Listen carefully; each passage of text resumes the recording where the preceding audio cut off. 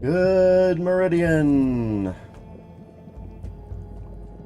How is everyone doing out there today? Happy Monday to everyone. Hope everyone's doing very well. Get this microphone set up a little better here.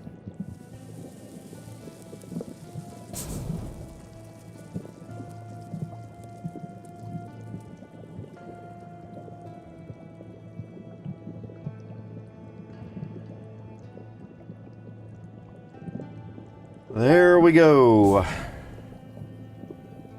All right. Sergeant Filthy McNasty in the house. In fact, first one here today. Sergeant, how's your day going? What are you up to today? Since you were able to hop in so quickly, I'm going to assume that you're at a kind of a relatively, stabilized place. You're at a house. Got your work maybe.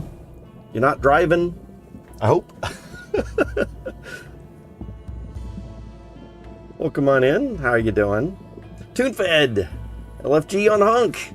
Absolutely. What is Hunk looking at today, guys? Should we check out Hunk token here? Low Tech. How you doing, Low Tech?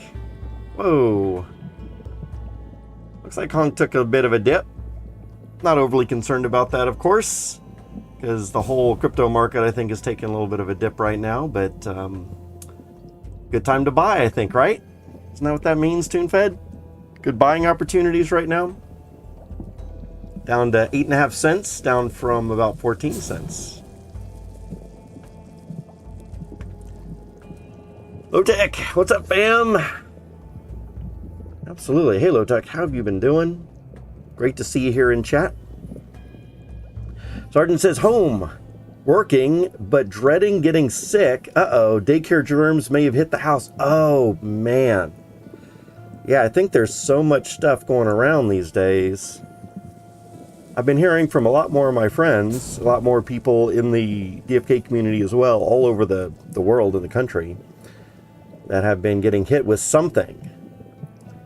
And I don't know if we're all getting the same thing all across the country or world or not, but it sounds like some of the things going around right now are really smacking some of us hard. Like, literally, guys, this thing that I've got going on with me as right now, I mean, not sure how obvious it is at this point. I've still got some nasal congestion, some drainage going on, still coughing, maybe once every 15 minutes or so, and I've got to mute the stream when to spare y'all from that.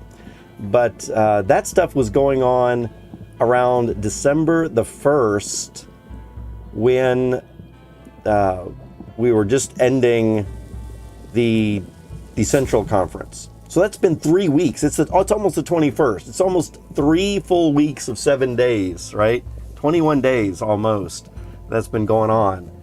And I don't know what to say. I took a COVID test. It's not COVID, it's something.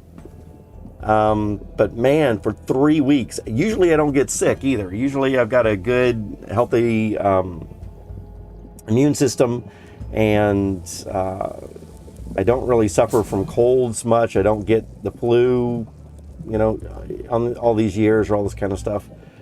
And even when I do, it's pretty short-lived. So for me to have something for 3 weeks at this particular time of year also, it's just never had anything like that happen before. It's crazy.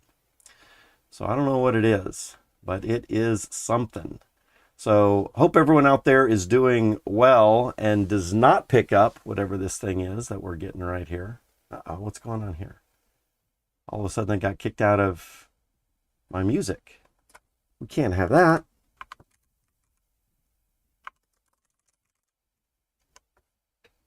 Let's try this again, guys. Zelf, how you doing, Zelf? How's your day going? What are you up to? Vibes. How are you doing, Vibes? What's up, Rock? Hope you're feeling better. I'm feeling a little bit better today. Like I said, I've still got this nasal congestion, and hopefully it's not coming across too obvious. But definitely I'm a little stuffed up. But other than that, yeah, I'm feeling a little bit better. hopefully within the next couple of days, this will all be gone. Feels like colds. I might have forgot what a cold was. Yeah. I think my thing, I don't remember having a fever at all. This thing that I've had for 3 weeks.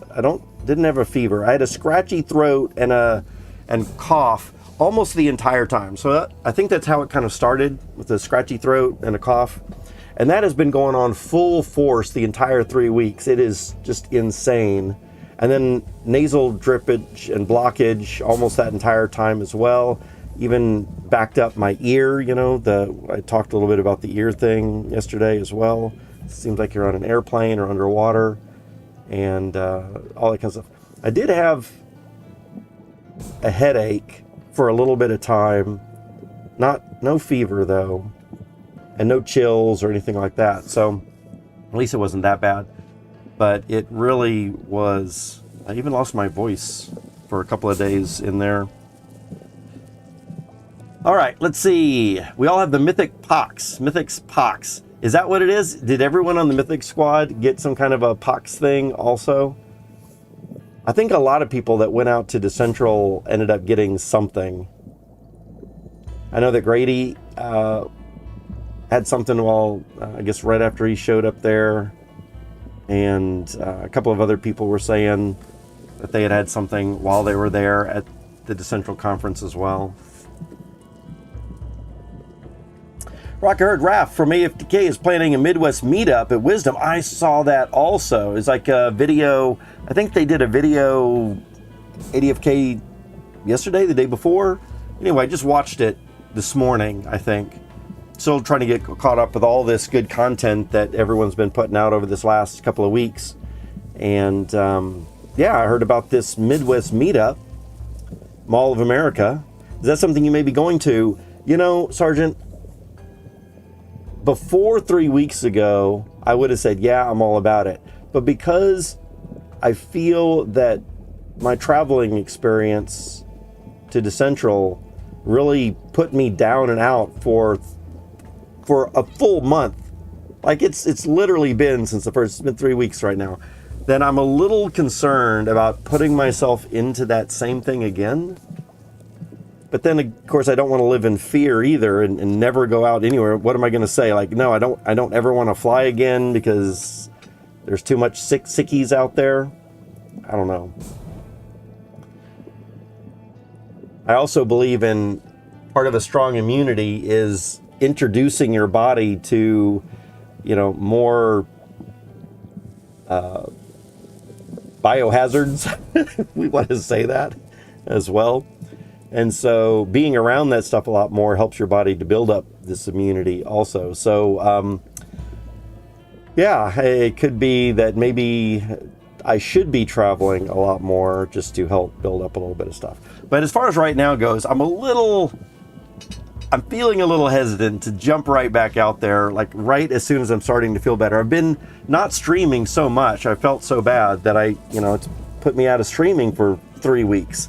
And I feel terrible about that. I don't want to go back, jump right into it and then be down another 3 weeks or something.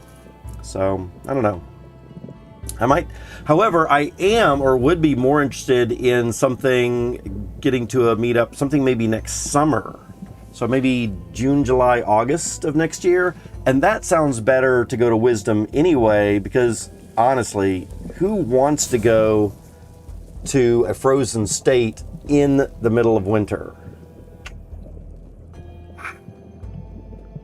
I mean, I could see a play for, hey, it's Wisdom Gaming, it's DFK, take one for the team.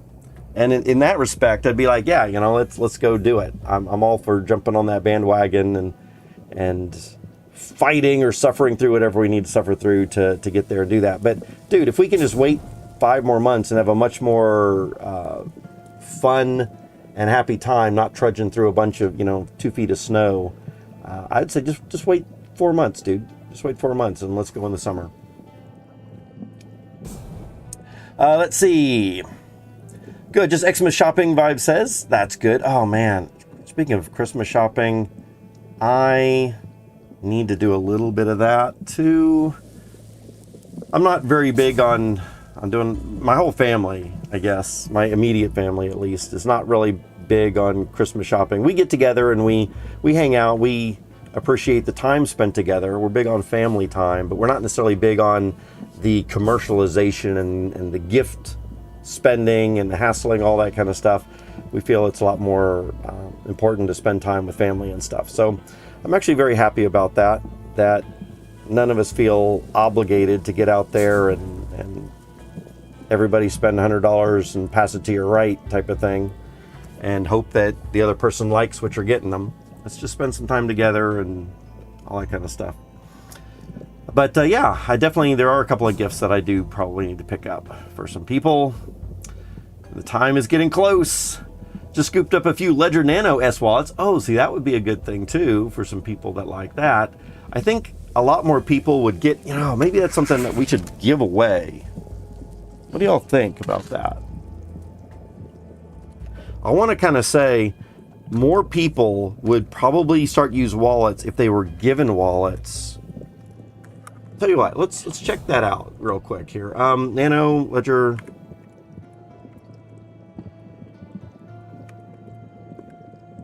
wallet. How much are those running for these days?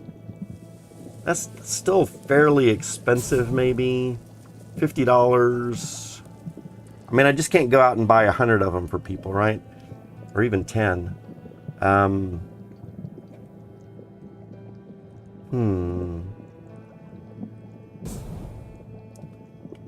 But this is the Nano S, and this is specifically the one that you're talking about, right? Nano S wallets. Those things look like they could be fairly inexpensive. Let's go up to shopping and see what we could get. And Nano S specifically. Nano S.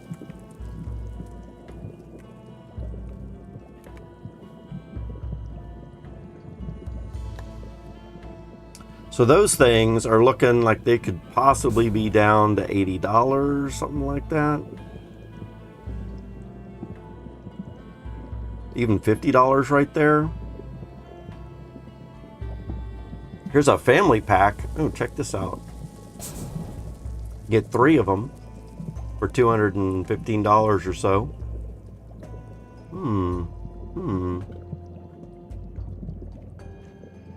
And Key says, make sure you buy them only directly from Ledger. Absolutely right. I definitely agree with that. That is definitely the place to go.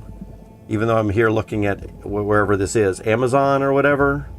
Yeah, I would be a little or I should say more than a little hesitant. Not the best thing at all to go and buy these from random people. Yeah, absolutely not. Or not even, I would say, not even supposedly reputable companies. You never necessarily know what someone's doing, like a bad actor employee in the background, taking one of these out, doing something, and then, getting the private key and then repackaging it. It's scary. Not sure I'd do that at all. Let's see. Mosh Guy's Boon had a price and now everyone paid for it. Oh no. Well, hopefully everyone who has been sick. How's Grady doing? I haven't really talked to Grady much in the last couple of weeks. I haven't talked to anybody much in the last couple of weeks. I have seen a video or two of everybody's because everyone's putting out content. But is Grady fully well now again? Last I heard, he was still feeling a few effects also of his sickness. I wonder if he and I had the same type of thing. Let's see. Did you use your reroll cheap summons for tickets in Citadel 2? Not yet. So that is something that we're going to do. Guys, we just re-rolled Ramnella, this lovely little hero right here, Gen0, yesterday. And we need to do some summons. One of the things that I need to figure out, we talked about this yesterday, maybe we need to get into that on the stream today as well. We've got a few hours of stream here left. And that is what, or I shouldn't say what, but how much, maybe even as a percentage, of our S-Jewel, or not our S-Jewel, our Jewel should we be putting into S-Jewel in the Serendale Jeweler. We did talk about this a little bit yesterday because we have a certain amount in C Jewel already. And then remember yesterday's conversation, we were talking about if we're going to have one of the realms be like a home base. Several of y'all said that probably Crystal Vale would be your home base. I agree, that's probably a good home base to have if you are going to have one. But then also, we don't necessarily want to leave ourselves out of playing in some of these other realms, because we have heard the dev team mention several times that there are going to be some unique features in each of these different realms. Even if it's just a matter of like Swift Thistle can be got from foraging in Serendale, and Swift Thistle is not going to be available in Crystal Vale. Even if it's just that type of thing, there might be some of us who want to participate in some things. Right now, at this very moment, Duels is something that's available in Crystal Vale and not in Serendale, although I do think that they want to change that. They have mentioned there could be some features that are in some realms and not others. So if that is going to be the case, and we know that is going to be the case, so if that is going to be the case, then how much Jewel would you want to put into S Jeweler to play in there? And so that kind of goes along with what I'm talking about here. And TuneFed asking if we did our reroll to get some cheap summons. We definitely reroll this hero. So we've got 0 summons, and we definitely want to do some summons with it over the next couple of days. I think we've got a couple of weeks until, I think this is my calendar right here. So if we are taking a look at this right now, it is the 21st. So we've got a week and a couple of days until the new year. And then I think we have either until January the 7th or January the 14th, somewhere right up in there of next year, not 2022, but next year, to do our summons. And I forget exactly the day right off. Some of y'all might know it. We could always go and look it up in Discord if we were really curious. Whatever the case is, it's somewhere right around in there in the first half of January to get our summons in. So in the meantime, what are y'all doing with your Jewel? Are you spending some of that Jewel or using your Jade, or to maybe get more Jade to get more summons? Are you converting less Jade into Jewel? And you don't care so much about the Jeweler, but you're doing more with summons?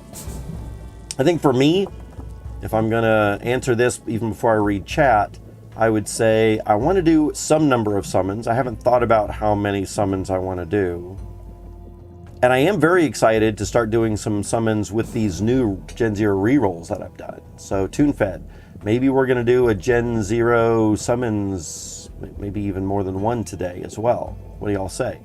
Do I have any Jade built up? Let's check that out.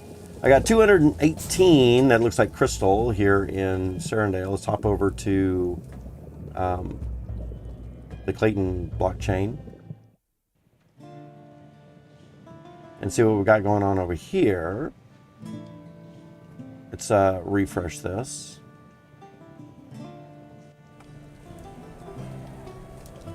And let's go over to the gardens. Harvest. Let's mute music on one of those things. View harvest. So I've got 194 Jade that I'm just about to harvest. And so before I convert that to Jewel, which normally that's what I've been doing, right? I've been harvesting the Jade, converting that into Jewel. So I've been building up some Jewel that is going to end up going into the S Jeweler. But before I do that today, maybe we want to spend some of this Jade on some summons. What do y'all think? 1 or 2 summons today? Think we can get 2 summons off 194 Jade? I would say so if we've got some freshly re-rolled Gen 0s. Let's try to take a look at that. So TuneFed, keep me on track and target a little bit. I do want to catch up in chat, but let's highly consider doing some summons on the stream today just to get some of those in. See, Gift the Miners floor is 66 crystal. Oh yeah. So something that I was thinking about doing also is doing a little bit more gifting of heroes. Heroes are super cheap these days right now. I mean, even I know a lot of us are interested in heroes, but when you start looking at those heroes, Tavern, and Agent, buying heroes, 19, really? You know? Oh, is there some...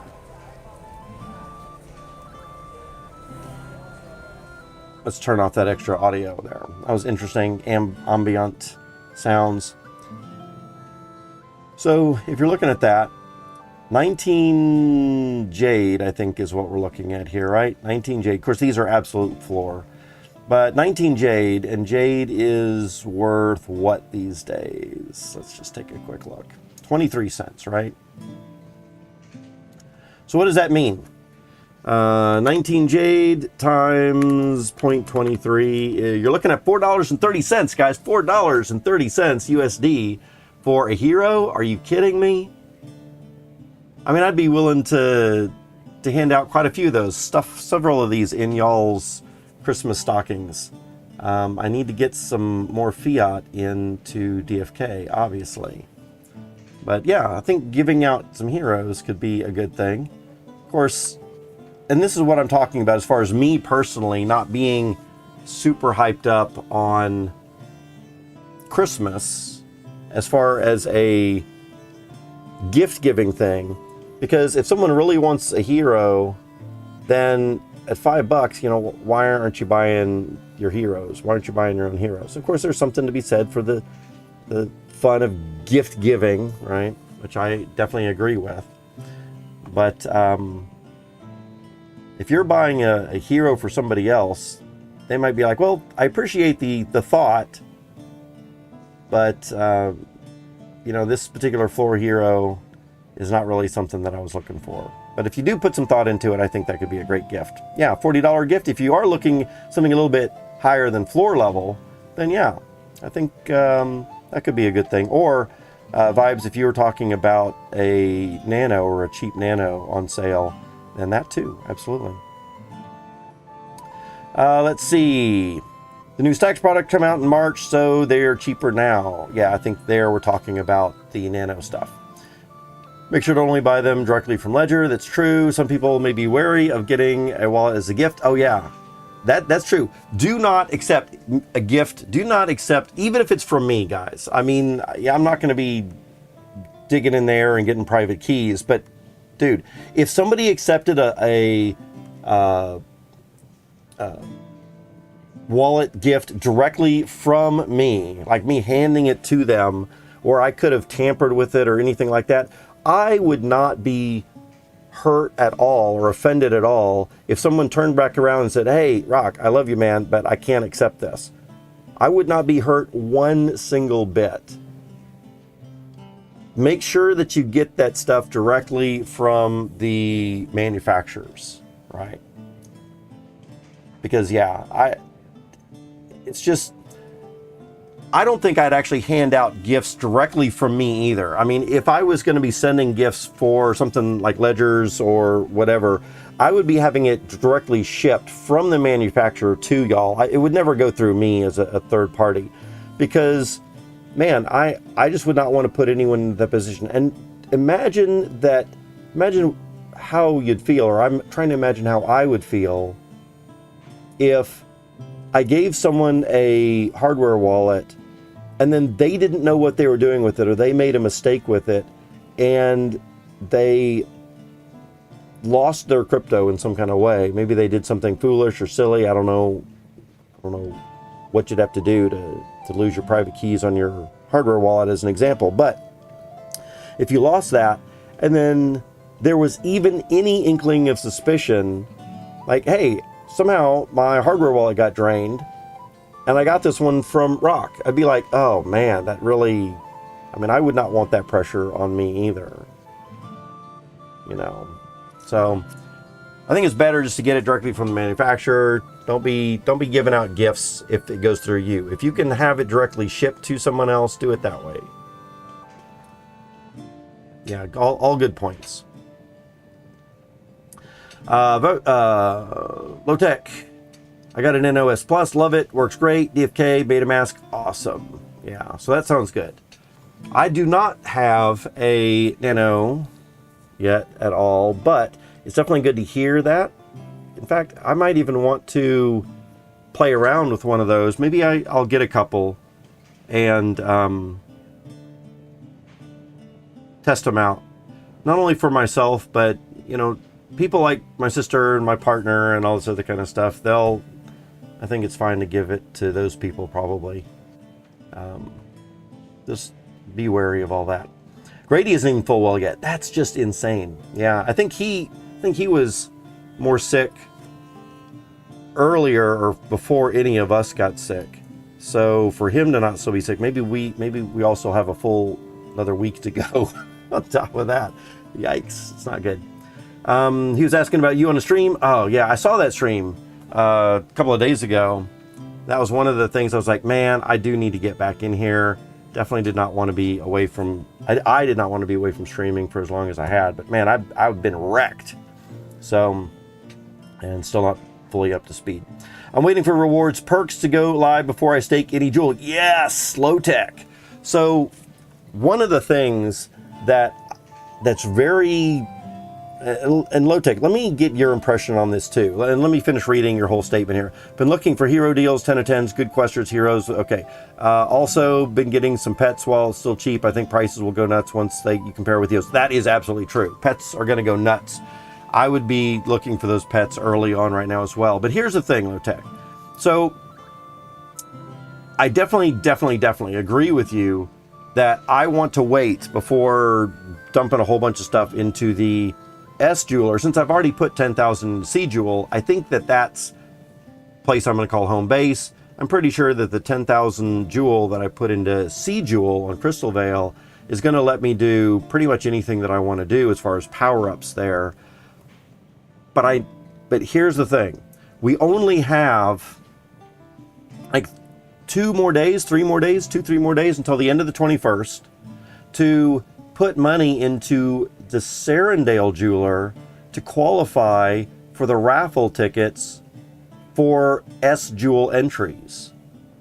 That means before we know the rewards. So, Lowtech, is what you're saying that you are not going to participate in S Jewel raffles for Gen Zeros? Is that what? Because, I mean, if that's what you're saying, then that's fine. But I would actually find it hard to believe that any of us here in chat are just going to say, oh, I'm not going to put anything into S Jewel and I'm going to wait for to see what the power-ups are. And some of us are going to forego a raffle opportunity for a Gen 0. I don't think that's what you're saying. You could be saying it, and that's fine. I'm not going to judge, but I don't think you're going to let that Gen 0 raffle slip by you. I don't think so. So you're going to put something in there, right? I just want some clarification. Let's see. Zelf says, God, I first started and my first hero was $400. Yeah, that's crazy, right? $4.30 heroes right now. That's just insane. I wish I had a full-time physical world job that I was going to. I've been kind of jobless for a while now. And because I'd love to be making, you know, even $1,000 a month that I could be putting away into some of this DFK DCAing into this stuff. But not having a job for the last year really makes it tough to be putting money aside for that kind of thing. Let's see. DFK and been picking up some of the Moksha runes while they're cheap. Yeah, that's true. A lot of people are going to want those Moksha runes once more of us start to get to those level 10 heroes and above, because you're going to need some of those type of runes. And when a majority of your heroes are pushing level 11, 12, 13, 14, you're going to start needing a lot more of those runes. And when profession level 10 quests are coming out, we're going to be able to go up levels faster. So some of you might be saying, oh yeah, but it takes forever to get from level 11 to level 12 and forever plus another few months to get from level 12 to level 13. That's only right now, right? The plan is not to have it take that long to get from level 10 to 11, 11 to 12, and so on. Once we get those higher level quests out there, that will go faster. Still might take a bit of time, but it's not going to nearly take the year or whatever that it's going to be taken, or what it looks like it's taken these days. Let's see, paid $480 for your first floor hero. I'm not sure if I paid $480 for my first floor hero, but it was somewhat close. I think I did end up paying something like, oh man, I don't even want to say $80. It's had to be way more than that. Maybe like $280 or something. And it wasn't quite a floor hero. I'll need to go back and look, but that's a good, I don't remember, but that would be a good number to have available to me, so I know, yeah, my first hero cost this much. It was quite a bit. Maybe even it was, man, do I even want to say it was like $2,000? Yikes, maybe it was. Maybe it was even $2,000. What's Rock? How you doing? Hey, Ferp, how are you doing? I'm feeling a little bit better today, thanks. Hopefully my nasal thing is not too obvious. How are you doing today? What have you been up to? And what are you working on in DeFi Kingdoms? What's your goals for this today and the next couple of days? Freak, welcome on in. How are you, man? Great to see you here again.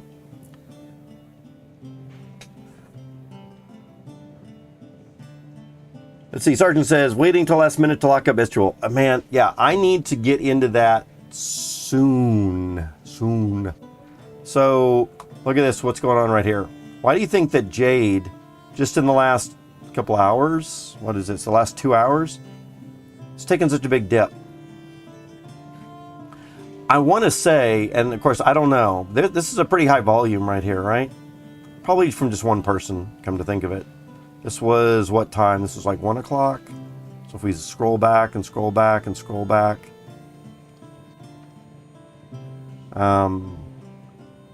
500. Oops, this is Jade. 1699 Jade. 681 Jade. 2000 Jade. 20,000 Jade. It's for sale there. So I'm going to guess that fairly soon there's going to be some people pulling out of the gardens and selling some of their stuff. Like, let's take me for example. Right now, I'm going to be putting something into S-Jewel before the end of the 21st, right? So I think the end of the 21st, 11:59 p.m. on the 21st is our last minute to be able to do that. And I think most people are going to want to do something in there. Low-tech's, yeah, let me just jump in here. Yeah, if I do stake, I will probably do 300 for 3 years for the raffle. Yeah, okay. So not too big of an amount, just 300, but we are going to do it for 3 years, which I would kind of recommend that too, to get at least 300 raffle tickets, which I think is probably a pretty good number. So for me, and I think a lot of other people, we're probably thinking about how much we're going to put in there, what's the amount that we're going to put in there, and I want to say I want to put more than 1,000, and I've only got 1,000 jewel right here. So where's that coming from, right? Where is your jewel going to come from? And I'm not talking directly to you, low tech, right at this moment. I'm just talking to everyone out there in general. Where is your jewel coming from that you're going to be putting in S-Jewel? If you don't already have that set aside right now, which I'm guessing most of us don't have jewel set aside right now, because probably if you have a large or a decent size bag somewhere, you've probably split that up and put that into a liquidity pool, and you're making, 2,000% APR right now on that. At least that's what I think most of us have done. That's what I've done. And I think I've heard from a lot of other people they've done the same thing. So very likely I'm going to be going back to the gardens and dipping into my liquidity pools. So I'm going to be selling something. And when I'm selling something, I think a lot of us do have Jade pools. And as we are pulling out of Jade, we're going to need to sell that Jade to get Jewel, right? So I've got Jade Jewel, I've got Jade Ethereum, I've got Jewel USDT, but just a little bit of that. So I think one of my biggest pools, in fact, we can even look at that a little bit better coming over here, I think. So here we can see that I've got my biggest pot right here into Jade and Ethereum. I was going to do Jewel and Jade. That was the pool I was going to put a lot of it in because I wanted to hold that Jewel. But I could not pass up the 20,000% APR or whatever it was there right away. Even if it was just going to be for a few days, that was a crazy high APR. And I wanted to take advantage of that even if it was just for a few days. So I did not end up putting into Jade. And so I sold a whole lot of my Jewel. Most of my Jewel, I should say, I sold it and I was planning to get back into it. So what that means for a lot of us that did that kind of thing, we probably got a lot of extra Jade and maybe something else, like for me Ethereum, that I'm going to have to sell both of those, some amounts of both, to get the Jewel to put back into the jeweler. And when that happens, I would expect that the price of some of this stuff drops over the next 2 days, as more of us are starting to pull out of our liquidity pools, convert to Jewel, so we can get our stuff in the S jeweler, right? So just be cautious, guys. I would not recommend waiting till the last minute to do that, because I think we're going to see a further dip of value in Jade and probably even Ethereum and all that other stuff that we're pairing up with here as well. We're probably going to see those prices drop. And we're also, since everyone's going to want to be buying Jewel, I think the Jewel price is going to go up. So I'm kind of hurting myself by reminding y'all to do that on stream, because if y'all beat me to it, of course, then by the time I get to it, my prices to sell out of will be lower, my prices to buy into will be higher. But that's just the way I am. So scoop that stuff up pretty quick, guys. Don't wait till the last minute. And I'm probably not going to wait till the last minute either. I'm probably going to sell and try to get out of some of these pools probably today after today's stream, or maybe tomorrow before I start streaming tomorrow. I don't think I want to wait until after the stream on the 20th. And although maybe I'll wait that long. And I really do not want to wait until the 21st. I think waiting until the 21st, I personally think, is probably too long. Let's see. Let's see if I do stake. Yes. Ferp says, just chilling. That sounds good, Ferp. I appreciate you being here and hanging out and chilling with us. Has Oomfreak recovered from all those legendary pet hatches? Yeah, I've been hearing some stuff. Oomfreak, what is your deal with all of those pet hatches you've been having? It's a good day. Hatched a few mythic pets last night while partaking in some drinks. Feeling today that, oh man, sorry about the hangover stuff, but to go snatch up a couple of mythic pets, that's nice. Speaking of which, I need to start focusing a little bit more on pets myself. Guys, y'all are gonna have to forgive me. I think that rather than giving out pets for maybe the next week or two, I should probably focus a little bit more on grabbing this. Every pet that I've been hatching, I think except for one, I've given away. So I have like no pets. Well, I should say I have one pet, and I did end up finding that pet. So for those of y'all that were watching me the other day and I couldn't find my pet, I did end up finding it. It was on, I think one of my non-botted accounts, just to keep it safe, and it was in Crystal Vale rather than Serendale. So it was there. I've got this little basilisk, but that's the only pet that I have, and I've got like 80 heroes, so I definitely need to start getting more onto pets. And we should all know that pets are going to shoot up in price especially once they can actually be attached. So we definitely do not want to wait that long if you want to get the best deals. Let's see. Ferp says, I'm trying to decide what to do next, buy some workers or wait for another dip in BTC. That's a good, interesting question. So, Ferp, I think if I was going to put myself in those shoes, right? And again, I'm not in your shoes specifically. Don't have the same... Excuse me there. Don't have the same amount of income or financial situation that you're in and any of that kind of stuff. So of course I can't be advising you. But if I was in a position where I was trying to decide what to do, I might end up thinking to get some heroes could be good right now. Build those heroes up. Heroes gain value pretty quick. And personally, if anyone wants to prove me wrong or have a discussion about this, I'm open to having the discussion. But I think that a hero will double in value faster than Bitcoin will double in value. Let's just think about that for a minute, guys, right?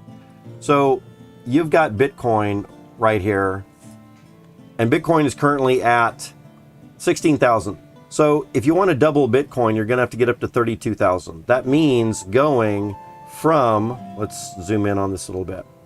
That means going from where we're at right now down here, it's going to have to get all the way up to here, 32,000 to double in value.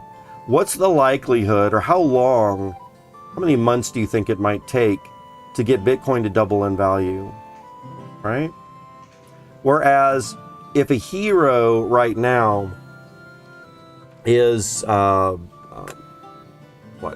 19? Let's just go into the tavern real quick and just take a quick look at the in the agent, my heroes. So you got 19 Jade heroes as the floor heroes right here.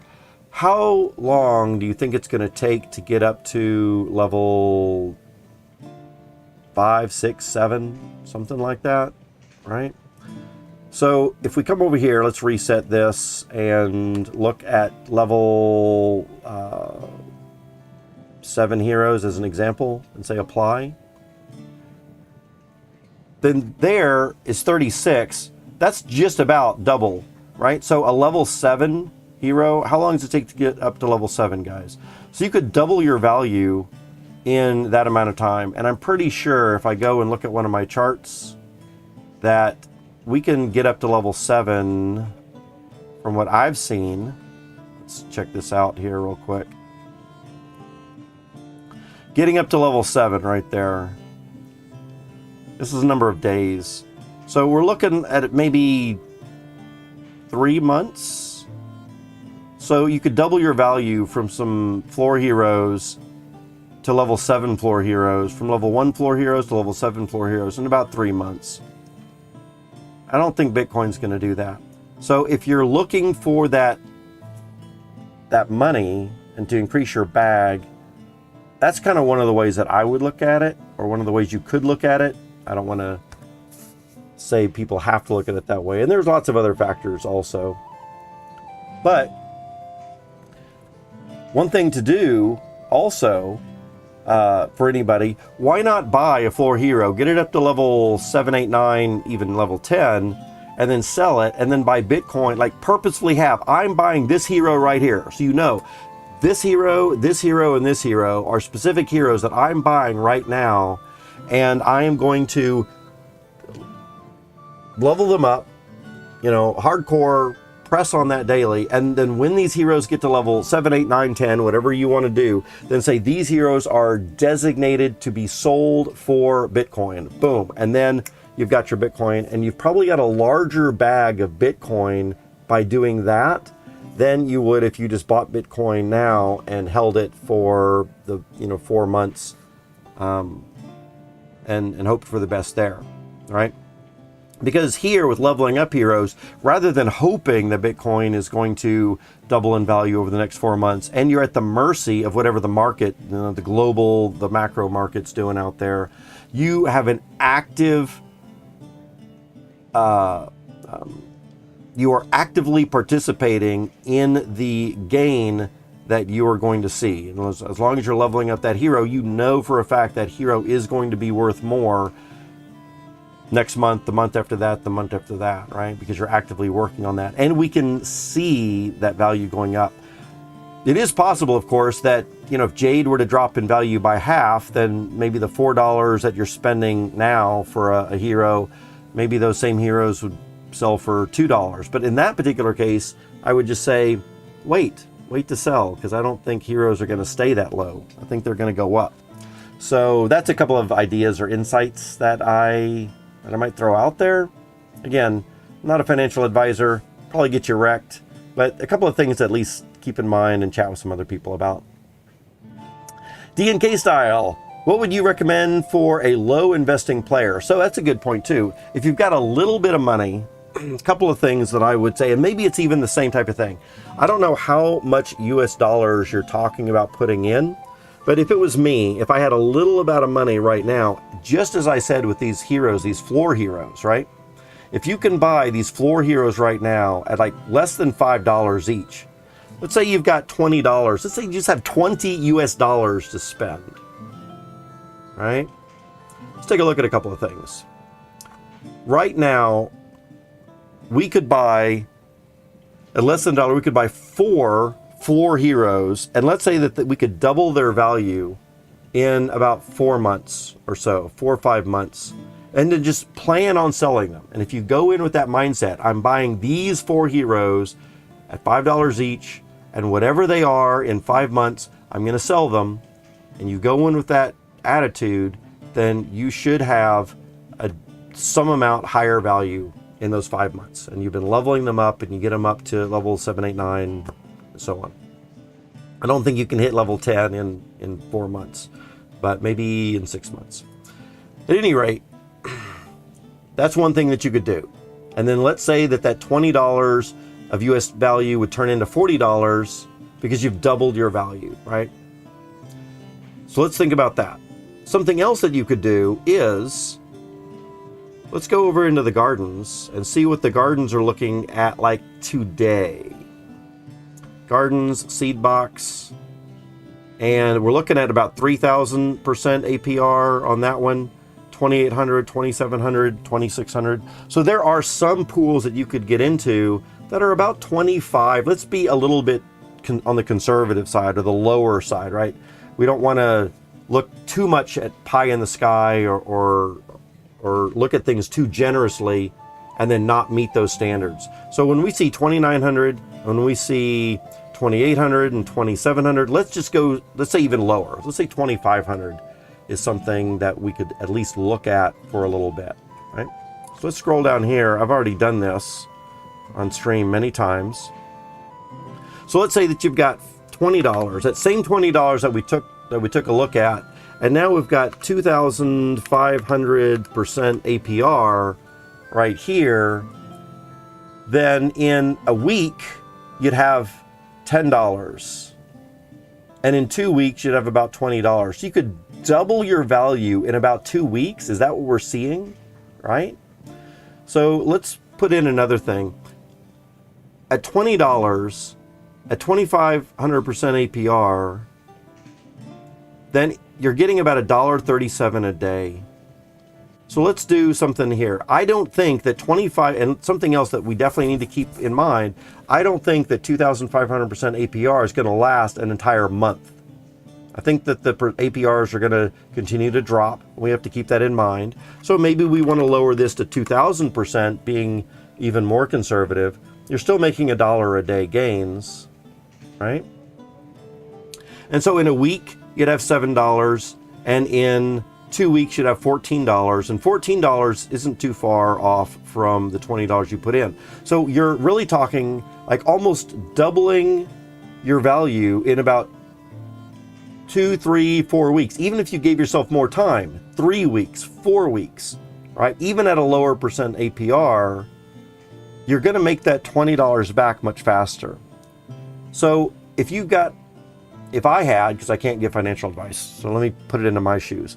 If I had $20 and I really wanted to double my money as fast as I could, I would probably put that $20 into one of these super high APRs, because these things are not going to stay this high for very long. A couple of months maybe, right? They're always going to be dropping. So we're going to see these dropping on a regular basis. How long is it going to take them to get down below 1,000% APR? Don't really know. And as long as I'm making some of this fast money right here at 2,000% APR, I'm getting $1 a day. It's only going to take me 20 days to get $20 at that, right? And do I think that the APRs are going to drop from 2,600 down to 2,000 in 20 days? I would say probably. That's going to be my guess. I think that within the next 20 days, we'll probably be under 20 or under 2,000% APR. So let's say that we go down to 1,500% APR. Then we're making less than $1 a day. In a week, would have about $5. In 2 weeks, but in 2 weeks, would have half of our money back. And I don't think you're going to get that from buying heroes and leveling up heroes. That's really what my point is, right? Is even though I've been talking about heroes and buying heroes and being able to do all this stuff, I don't think you're going to gain in value. I don't think those heroes are going to gain in value nearly as fast as putting those into the APRs today, this month. But I do expect that heroes are going to remain low price for the next month or even 2 months or 3 months. We're in a bear market right now. That bear market's not going away anytime soon. Even if we've hit the bottom, right? Even if we look right now and we see, oh man, we have been at this low for a while now. Let's take a look at Bitcoin again. Here you see Bitcoin was fairly stable for a while, but look at this. Ever since the middle of November, Bitcoin's dropped off again. That was the FTX thing, by the way, near November the 9th. That brought us down here lower. And now we've been sitting down here at this next low, kind of near 17.5 or something like that, right? I guess technically right now we're at 16.6. But I don't see us going up, right? I mean, we're not above where we were at a couple of, last month or the month before. I'm not even sure that we've hit the bottom yet, but let's say that we have. Then that doesn't mean that we're going up right away. And we can scroll back to the last time. Let's go back before 2020 and let's see what was happening way back in here. So now let's take a look at this. When the prices had been lower before, and back in 2017, prices skyrocketed for Bitcoin, how long did it last until that next rise up? We had the peak right at the end in December of 2017. That was the peak. And then it dipped down. So all of 2018 was low. Here's December of 2018 right here. So this is the first year of it being low.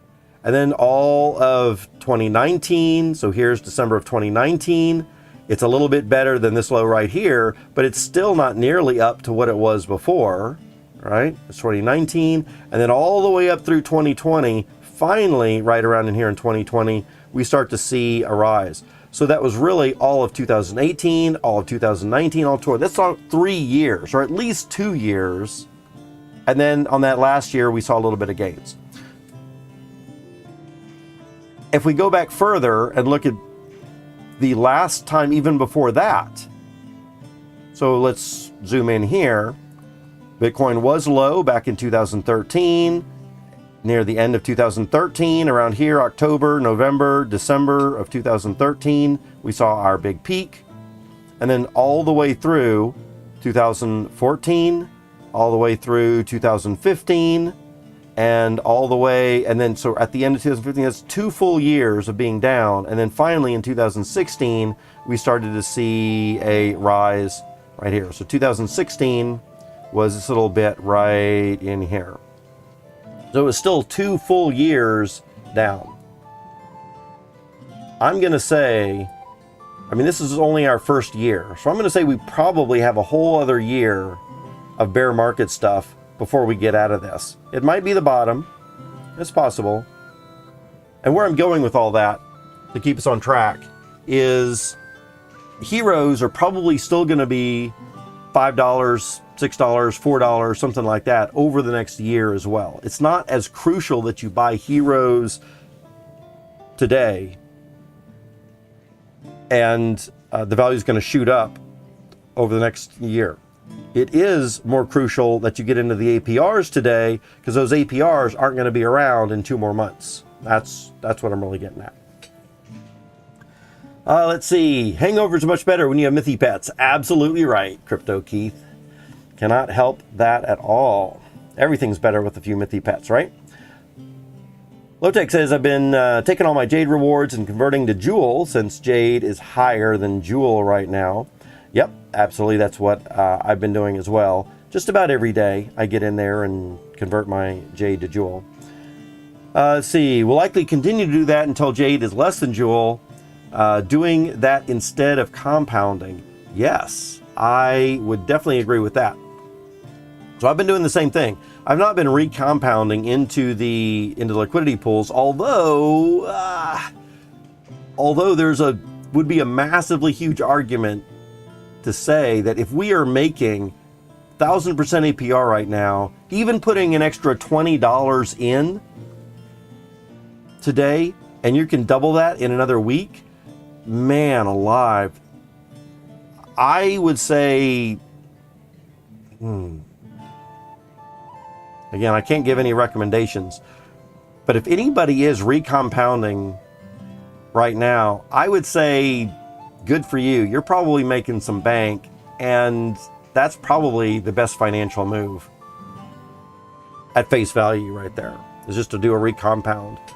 The main reason that I'm not, though, is because I really want that Jewel to stick something into S-Jewel and stick something in S-Jewel so I can get that Gen0. That's one of the main reasons that I'm not recompounding, because I need to have some Jewel. I might start recompounding after the 21st when I don't need to, put more into S-Jewel for any more Gen0 raffles.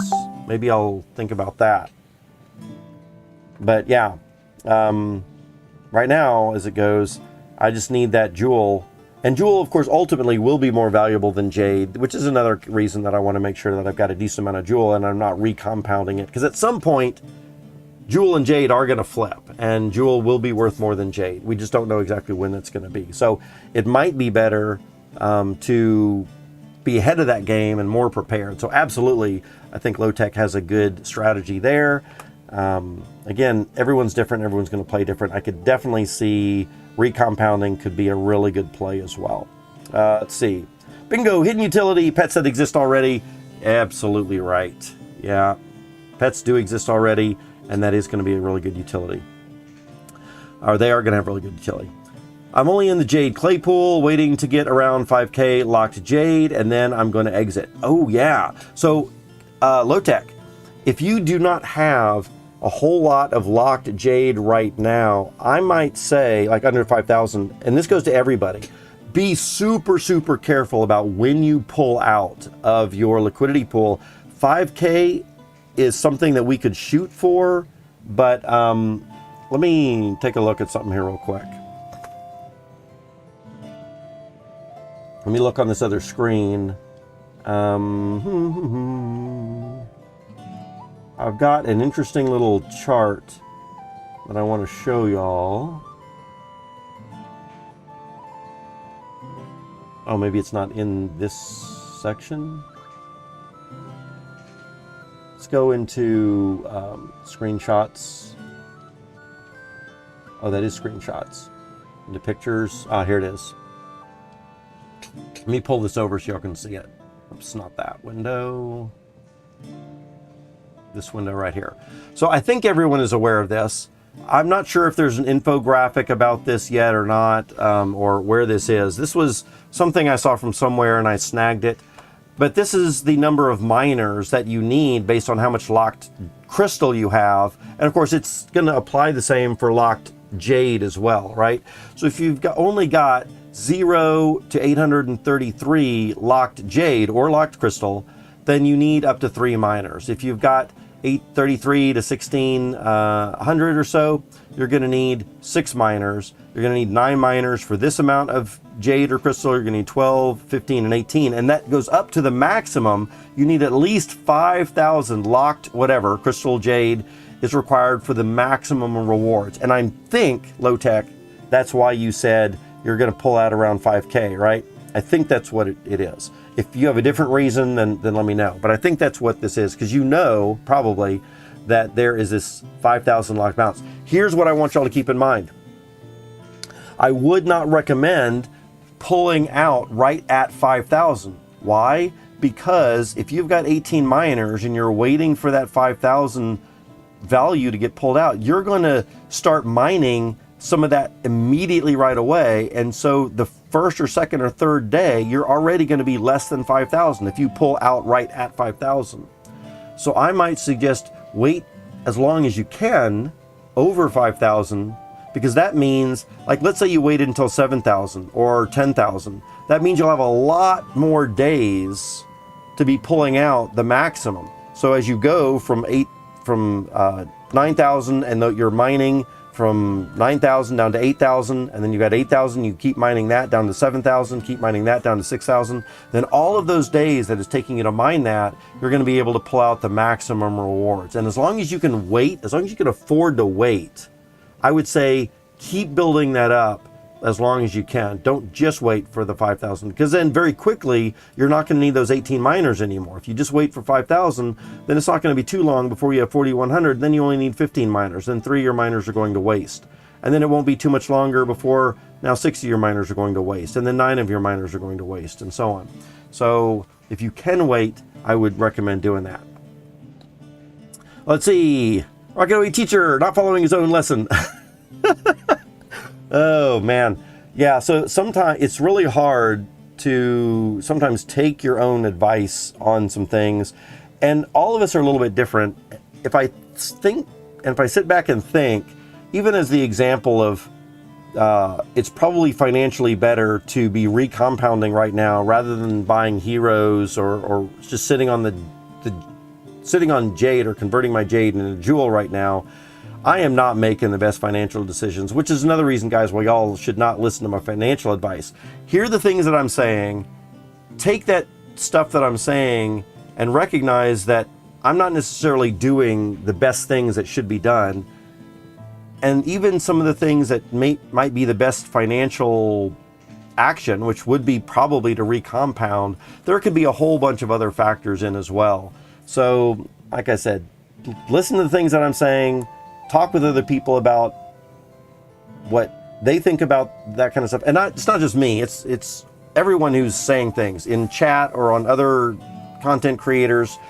Listen to like 5 other people, get an idea on your own about a solution for yourself, and then ask other people, what do you think about this? What do you think about this? What do you think about this? What are some other ideas? Right? And then from there, make a good decision.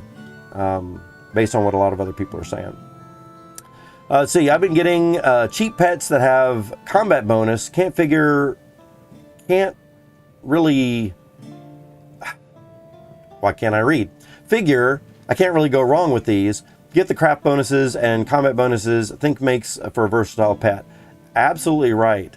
I think that a lot of these pets are going to be helpful in a lot of different ways, and some of them we might not be fully aware of right now. So I think just getting more pets in general are going to be great. We do know that the dev team has said one of the best ways to get experience, and their plan for the best ways to get experience is specifically PvP. We know that. We have heard them say that, right? We can go and we can look at AMAs and we can pull clips of them saying that, right? PvP is going to be the best way to get experience. And so if you want to get experience faster, having pets with combat bonuses is ultimately probably going to be one of the best things that you could do for your heroes themselves.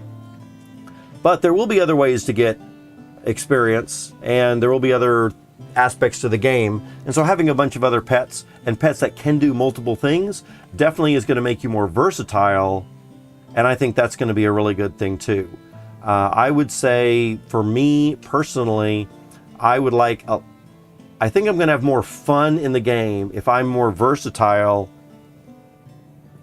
than if I have, and as I said this on the stream yesterday, I would rather have 100 common heroes than 2 mythic heroes, if that was my choice, right? If that was my choice, to have 100 common heroes or 2 mythic heroes, because I think I'm going to have more fun and more flexibility and more versatility with those uncommons. Even if I'm getting my butt kicked in PvP a lot more with these commons, I'm still going to have a lot more fun, and I'm positive that there's going to be tournaments and competitions among commons, like commons versus commons and uncommons versus commons and uncommons and so on. It's not going to be a world where only the mythics are having all the fun, right? We know that that's not going to be true. So I'm still going to be having fun with common and pets and stuff. So I'd rather be more versatile in that. So low tech makes a good point. Maybe focus a little bit more on combat. Make sure you're getting a few other things like crafting bonuses and maybe profession bonuses and some other stuff too. Be a little bit more versatile. I think you're going to have more fun. I think most of us will have more fun if we have more versatility and all that kind of stuff. Although I know some people will have a lot more fun if they've got the best of the best. They've got this beast of a hero and they can bragging rights and all that kind of stuff. And if you're trying to get into a super good, high quality guild, be the top in the top guilds, you are going to want those beasts of heroes as well. So if you are going to compete at that top level, you will need those beast heroes, those beast pets, all that kind of stuff. Very, very important if you're going to play that style of game. Let's see.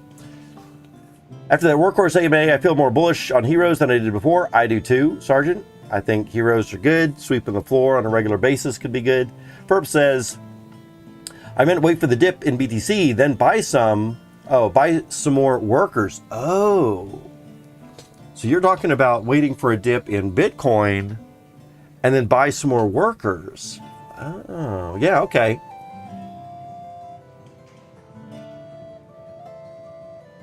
I'm not sure I fully follow. So you've got crypto now, and you're going to wait till Bitcoin dips before you buy heroes? If Bitcoin dips, I'm sorry, I might need a bit more explanation on that. Maybe my brain just is not following along with there a little bit further. So if Bitcoin dips, here's my thought process, and I could be totally way out of whack. So tell me what's going on. If Bitcoin dips, then doesn't most of the rest of the crypto market dip? In other words, if Bitcoin drops 20%, don't you think that Jade and Jewel and Crystal are all going to drop some percentage as well? And then if you're talking about buying heroes, I guess you're putting in more fiat money. Is that what you're talking about? You're waiting for Bitcoin to dip, then you're thinking the whole market, the whole crypto market dips, which is a good time to put in more fiat money and buy heroes at maybe $2. Maybe you could buy heroes at $2. Is that what you're thinking? Not really sure I fully understand what you're doing there. Because if Bitcoin dips, and if I'm using crypto to buy heroes, then I've just lost value in what I can buy because Bitcoin has dipped, right? I must be not thinking about something properly. Let's see. Thanks for the other viewpoint. To be honest, I didn't think about it that way. Yeah, there could be lots of other different viewpoints.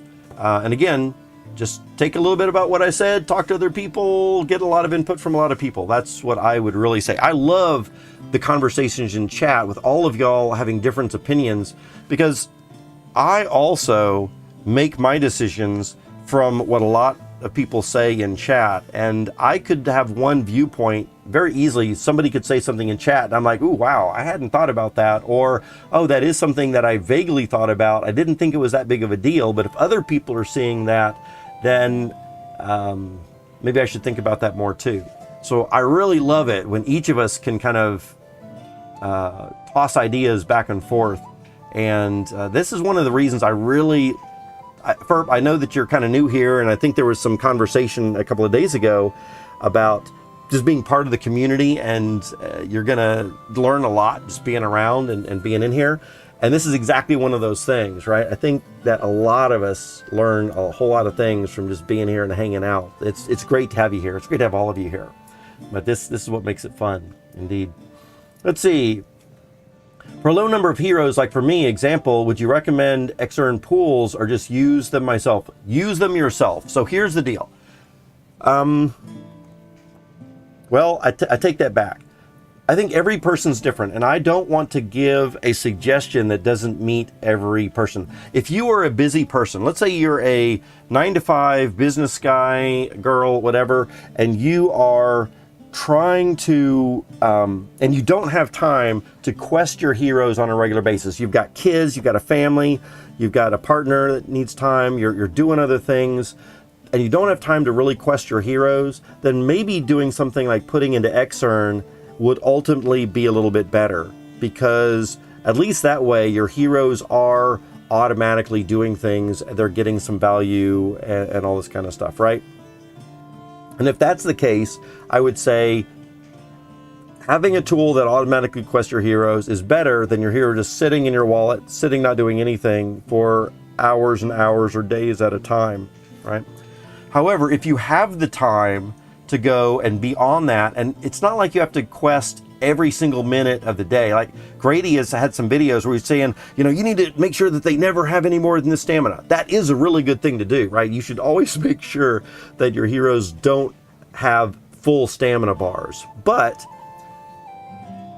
if you can't do that, if you can't be there to keep your heroes off of full stamina bars 24 hours a day, if there's a couple of days where you're like, hey man, I'm willing to keep my heroes off full stamina bars, but I need to sleep and I'm not going to set an alarm. Like there had been a time where I had set an alarm to wake myself up at 3 a.m. to go quest that hero. I'm not doing that anymore. I'm glad I have these bots that I don't need to do that, and they're going to take care of me like that. Soon, DFK will have built in a more automated way to do questing, and I think they're working towards that already. So you won't necessarily, all of us will not need to worry about questing 24 hours a day soon, right? But even for right now, if you can do twice a day, like I want to set 8 a.m. and 8 p.m. and I want to make sure that I log into the DFK at 8 a.m., send my heroes on quests. And then at 8 p.m., I want to log in and send my heroes on quests again. 8 a.m., 8 p.m., 8 a.m., 8 p.m., day after day. If you can do that, then I would say do it yourself. Don't put your heroes into XR. And the main reason for that is because, and I don't think doing it at 8 a.m. and 8 p.m. is too much to ask. If you are so busy that you can't even do that, then maybe something like XR would be good for you, right? Honestly, I don't want to judge anyone for not having that much time, right? And saying, you know, you shouldn't even be playing the game if you don't have that much time. Yeah, people want to play the game, but they might not have that much time at any given moment. However, if you got 8 a.m. and 8 p.m. and you can send on quest twice a day, that would be better than, that would be one of the best things to do. Do it yourself. The reason is because if you are in a pool like XEarn pool or something like that, the problem is that you can ask anyone, even the people that run XEarn pool, they will tell you that you're not getting all the benefits from your hero. You're giving up some of those, right? Everything's going into this pool and you're sharing rewards there, but ultimately you're getting less than your hero's gonna earn on its own. If you can have your own heroes earn your own income, that's gonna be more advantageous. Most of these pools, they're taking a small piece from you for that. You are getting more from other people as well, but you're giving out a little bit more than you're getting, right? And you're paying for that, and it's okay to do, right? So I don't want to say that XEarn is bad. There are some people that will get an advantage of that. Like I said, if you can't go and quest your heroes even twice a day, then putting them into an XEarn pool is better than nothing, right? It's better than having your heroes sit in your wallet not doing anything. And I think I'm just going to leave it at that, right? You can earn more doing them yourself. Even the XEarn people are going to say that you're going to ultimately get more doing it on yourself than through them. But that's only if you can quest your heroes yourself.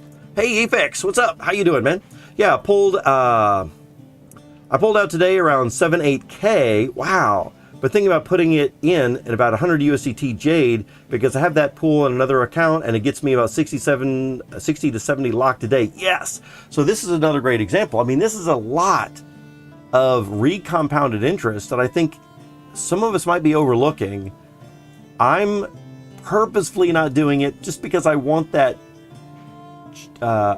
jewel to go into S jewel, but that's financially not the best thing for me to do. So yeah, if you've got enough funds already, if you've already got enough to set, like let's say if I already had 5,000 additional jewel that I knew that I could dump into S jewel, I don't think I want to put any more than 5,000 for sure, and I'm probably going to put less, 2,000 maybe. I know that someone a little earlier said 300 jewel into S jewel, which I think is also a good amount.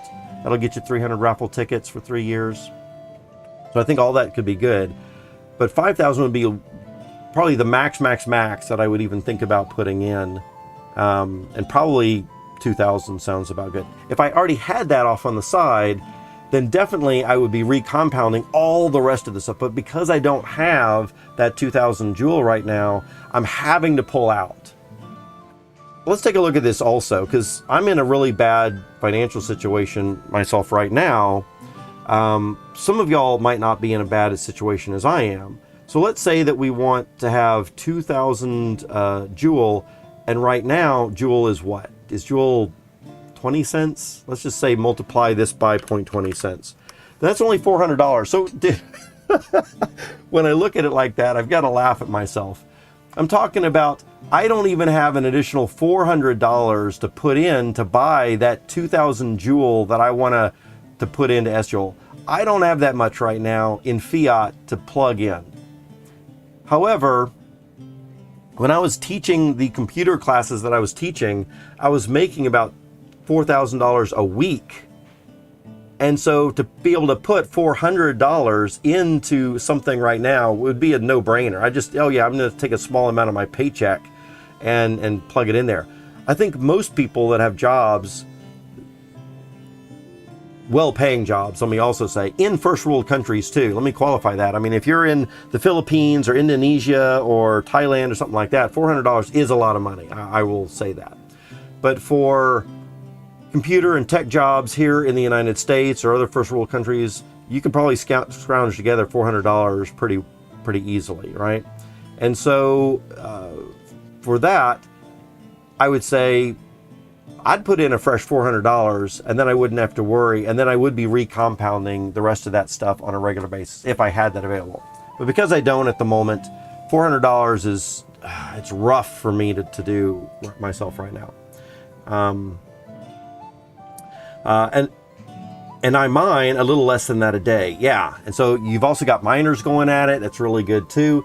3 strats, recompound, go for summons for events, and convert to Joule, all viable. Yeah. All these kind of strategies are really good. And different people are going to have different strategies. I don't think there's anything wrong with those as well. Zabu, how you doing? Welcome on in, Zabu. Let me get caught up here. Lotec, where have you been, bro? I've been, check out, yep, just tuck amongst yourselves. Yep, hero bracket are going to be big. Common basics are only under level 5. Yeah, absolutely. I think how you manage your heroes is going to be real important for all of us as well as the days and months go by. Did you see Workhorse tweet clarifying skill points? I did not. Zabu, can you drop a link? I think you can, because you've got the little toolbar. I have not seen Workhorse's tweet, but I'd love to take a look at it here on stream. We'll pull it up for everybody else or anyone who hasn't seen it. Ferp says, Rock, using fiat, buying if heroes, if they dip. Yes. So Ferp, if you are using fiat and you're bringing in new money, then absolutely wait for the Bitcoin, wait for Bitcoin to dip, wait for crypto to dip in general, because as crypto dips, I think we're going to see lower price of heroes as well. That's a fantastic strategy. Definitely, that would be what I can say. So yeah, now that I get a little bit more clarification on it, totally agree with you on that. If I had the fiat available for me to put in, I'd be doing that every day. Yeah. Let's see. Thanks. I'll do it myself then. Yeah. Again, DNK, if you can do it at 8 a.m. and 8 p.m., I think that's one of the easiest times, or 7 a.m., 7 p.m., whatever makes sense for you, but do it something like that, then I think that's much better to do it for yourself. You will get more rewards. And then also, DNK, I would also consider getting yourself a bot. I don't really want to push those out on too many people. It depends on how many heroes you have, and I think you probably said that you didn't have too many heroes for a low number of heroes like me. Yeah. So if you've got a low number of heroes, what are we talking about? 5, 6, 10, 20? I don't know what you consider low. But here's something else that I would say, DNK, is if you now, right now, at heroes being like $4.50, can you buy, you've got 12 heroes, can you buy another 5 heroes, right? So let's say that heroes are even $5 right now, if you want to go a little bit above floor. And if you buy another 5 heroes, that's only $25. And again, I don't know what part of the world that you're in, third world countries. Sometimes people have it rough in their job situation. They can't even afford $25. I can totally understand that. And so if you're in a position where you can't even afford, $25 for new heroes, I would say, don't worry about it. But for me, I would say if I had a little bit extra to buy another 5 heroes at $5 each, I think that would probably be something good. And here's the way I'm thinking about this. If you know that these heroes are going to double value in a couple of months, then that $25 you spend now could have a value of $50 in about 3 or 4 months, maybe, if you were just to sell them out directly. But in the meantime, we think of these heroes as workers, and they're bringing in, not a lot of money, I will admit, but they are bringing in some value day after day. And so the more heroes you have, let's even think about it this way, right? Let's think about it this way. Let's say that each hero brings you 10 cents a day. And I don't know how accurate that is. But let's say that each hero brings you 10 cents a day. If you've got one hero times 10 cents over a year of time, 365 days, that hero is going to bring you $36. Like one hero over the course of a year bringing you 10 cents a day is going to make you $36, right? So you'll have a passive income. This is the important thing. This is the important thing right here that I want you to get. That hero working is going to bring you $36 a year passive income. That's not a lot to live on, $36 a year. That's one hero. But if you have 10 heroes, that's going to be $365 a year from 10 heroes, making 10 cents a day each. $365 a year for a lot of people in the first world countries, not that big of a deal either. But now you multiply that by 10 again, and now you're talking about having 100 heroes making 10 cents a day. Now we start talking about $3,600 a year. Passive income. In other words, this doesn't take any of your time. And some of you have been saying, yeah, it takes a lot of time to be questing heroes. If you've got the waifu bot, right? Or if you're using DFK Helper or something, if you're using DFK Helper, you're paying a monthly fee to that as well, right? So that does cut into your monthly income a little bit. But if you're making $3,650 off of 100 heroes bringing in 10 cents a day every day for those 100 heroes, you've got a passive income, which you could still spend all the time with your family. You could do all that. You don't have to spend any time questing those heroes yourself because you've got a bot doing it. Then I would say that's a pretty good thing. So now let's say that this $3,650 is an engine, right? You've built an engine right here, 100 heroes that are automatically questing using a bot. You have an engine that's bringing you in passive income. If I were to wrap that up into a Christmas present and give it to you, right, or in a package that you could buy on eBay, say, hey, buy this package on eBay, this 100 heroes, buy this package on eBay. It's 100 heroes and it's a bot. It's an engine, right? It's to create passive income. There's 100 DFK heroes and a waifu bot in this package that I'm giving out. And you know that it's going to be gaining you a passive income of 10 cents a day per hero. You're like, oh man, so how many of those would you buy? How many of those packages, those engines, would you buy if each package is going to get you $3,650 in a year? Well, I wouldn't just buy one of those packages. I would buy 10 of those packages. Now I'm making $36,000 a year if I owned or if I bought 10 of those packages of 100 heroes with a waifu bot, right? So I don't want to go off on too far of a tangent with that, but I do want to point out the fact that doing the questing yourself is good, and I would recommend that. But having or creating the engine, so DNK style saying you got 12 heroes. 12 heroes is bringing you a certain amount of income. But at some point, we need to realize that questing the heroes takes time for ourselves to do if we're doing it manually. We don't have to do it manually. We can buy a bot to do it, whether it's a monthly subscription to DFK Helper or whether it's a one-time payment to Waifu, right? And then from there, we're building an engine that gives us passive income on a regular basis where it doesn't take our time, right? I would rather have 10 of those engines working for me passively where I can sit here and chat with y'all all day long and I'm still making that money without me having to manually point and click and do whatever I need to do to quest those heroes, right?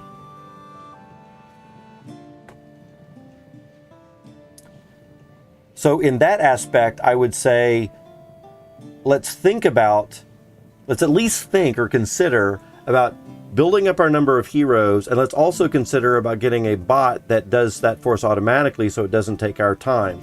And when you kind of look at that as passive income and you start creating an engine that can be applied again and again and again, that could be a really interesting way to do it. This is another reason why, guys, people have hundreds and hundreds of heroes. Because if each hero is making them 10 cents a day, which doesn't seem like much, and when you're just talking about 1 or 2 heroes, you might not feel, it's not worth my time. I don't like to quest heroes because it's not worth my time. I'm only getting 10 cents. I'm only getting 20 cents. Dude, if you got 100 of them, though, that are automatically doing that, that changes the picture of the whole thing, right? Lotech says, Zabu, went down to see my parents for a week. It was annual Thanksgiving. Ah, cool. We got a link from... go to site. Yeah. Got a link from Zabu here. Workhorse. I've seen a fair amount of questions floating around the interwebs regarding skill point budget for main versus subclass ability tree, and I wanted to quickly clarify the parameters below. All right, let's go. Let's do it. 1, you can spend up to 100 skill points on the hero's main class ability tree, and you can spend up to 15 points on a hero's subclass ability tree. Oh. Okay, so those 15 points aren't coming out of 100 points. Okay, that's interesting. What this means is you don't have to spend 15 points on your sub if you don't want to. In turn, you can spend everything on your main class if that's your choice. On the other hand, if you end up spending 15 on your sub, you only have 85. Oh, hold on a second. Okay, I misread that then. The first time, so I'm glad even this additional clarification. I thought you could spend 100 on your main class and you could also spend 15 on your subclass. No, you have 100 points that you can spend. You could spend all of that on your main class, or you could spend up to 15 on your subclass. But if you spend the 15 on your subclass, then that only means you have got 85 to spend on your main. Okay, so that does make it more clear. You have flexibility, and that's what I am happy to hear. And also, when they were talking about that on, was it the Adventures in DeFi Kingdoms podcast? Is that the podcast where I think I heard them talking about that or having some discussion about it, and them wanting to have flexibility to do whatever they wanted to do. So it sounds like we are going to have the flexibility to do what we want to do, and that's good, because I think the players should have flexibility also, even though, of course, we'd live in whatever boundaries we were given. I do think this is good. Another point based on questions, you can select any ability in the hero subclass if you have unlocked the corresponding ability tier on your main class. That's interesting too. Okay. And then there's a bunch of other stuff here. Great clarification. Please continue with the alpha. I'm picking up some of these. What actions can a hero take per turn? So basic attack, ability, order tacos. Nice. Active trait, pick up tacos, some other stuff. Nice, sweet. So they've got a few other things. They've got a few other things in there as well. Cool. Thanks, Abu, for dropping that link. Indeed. CVX says that 10 cents is about accurate at current prices of loot. Okay, cool. So one thing that I did not know for sure is that if 10 cents was accurate, even if it wasn't accurate, then, you know, you just adjust the decimal place in whatever direction. But the point that I'm trying to make is at some point, we can see that having large numbers of heroes in an engine that creates passive income could be something that we might want to think about a little bit more. And if you don't have, if you're such a small player right now, some of us might not be looking at a bigger picture like that. I remember when I only had 1 or 2 heroes, I wasn't even visualizing, you know, even if heroes were making a certain amount of money per day, you know, this passive income, I wasn't even looking at that just because like heroes are way too expensive to do that. But now the heroes are a lot less expensive. I can definitely see this, you know, building of an engine and passive income is something. So I'm glad to hear that 10 cents is about accurate, and that's good. Miners a bit more. Yeah, miners are always, I shouldn't say always, but miners are going to have some good input. I wonder if combat heroes are ultimately going to get some better rewards than miners. Wouldn't it be interesting if doing PvP ultimately got more rewards, like monetary rewards, than miners did? And then so people were trying to go after combat heroes and combat pets even were more valuable than miners, which might mean that miners might drop in value at some point, right? Because people are going after maybe a forager profession hero because they have better combat skills, right? And they would bring in more income with combat than the miner brings in with mining. That could be interesting too, right? See, Zabu says, well, I was worried, sick, and you need to request time off with 2 weeks notice, sir. Hope, yeah, just talking amongst yourselves. Yeah, I'm glad to see that people are feeling better. It's never good for anyone in our community to be not feeling good. Then multiply it by 1,000 heroes, right, grading numbers. Exactly right, Apex, exactly what we were doing here. You're looking for a full-time job passively, right? Yeah, I think what we do want is we do want this full-time income, $36,000 a year as an example. I know some of us are making more than that maybe, but when you start looking at people in third world countries, even $3,000 a year is an amazing income for people in like Indonesia and Thailand and Philippines and all that kind of stuff. So you wouldn't need that many heroes. That's what we're getting at. Some people in third world countries, you don't even need that many heroes and you're making a substantially large amount of money. For me, $36,000 a year would be like super low end. I don't know if I could live off of that alone, but maybe with the house rental, the room rental stuff, the roommate stuff that I'm doing, sharing some of the expenses in my living space with roommates, and that kind of thing, with an additional $36,000 a year, that could probably do what I need to do. Just because I live in a massively expensive place to live. Let's see. Did KSL? I would love to have 30 heroes, not 100. I am not greedy. It's not about being greedy, DNKSL. Do you want to be making $3,600 a year passively, you know, without having to do any work? I think most of us probably would. I don't think there's anything greedy about that. Let's have a good income where we can live and we can help our family to live in comfort, right? I just want my family to live in comfort. And also, I want the time. This is an important thing, by the way. I want the time to spend with my family, because there was situations in the past for decades, 2 decades, 20 years. I was teaching these computer classes, and like I said, I'm making $4,000 a week teaching these computer classes, but it required me to travel out of the city, out of the state, 3 to 4 weeks a month. So almost every week out of the month I was away. It was really, really difficult for me to hold down relationships, long-term relationships. There's no way I was going to start a family. I could barely hold down a girlfriend who's going to be with a guy when they're gone 4 weeks out of the month, or even 3 weeks. Oh yeah, I'm gone 3 weeks. Now I come back. Hey honey, how's things going? And you're just starting to build that relationship. It might be a little bit different if you're already married and you've already built that relationship and you're saying, hey honey, I'm going to go out and we're going to be making a lot of money, and you've already got the family going. But when you're just trying to get a relationship started, most girls aren't going to put up with the, being away for weeks and weeks at a time, right? And so it was very difficult for me. So I had a lot of money, but the relationships that I had really suffered for that. So what would be really nice is if I had the money and also the time to put into and spend with the family, partner, kids, all this other kind of stuff, your friends groups. So also I lost a lot of friends over that time period also because I was away from the house. I was busy and doing stuff. But if you could spend more time with your friends and hang out and do stuff, and you didn't have to worry about the money because the money was automatically coming in month after month, I think there's something to be said about that too. So I don't think it's about being greedy. It's just about living a comfortable life and having the time to do the things that you want to do. 1,000 Heroes pretty, quote, cheap right now compared to where they were before that, at least around $5 heroes. Yeah, I mean, if, excuse me, coughing my brains out here. So if you had $5,000, if heroes are $5 each and you wanted 1,000 of them, you'd spend $5,000, right?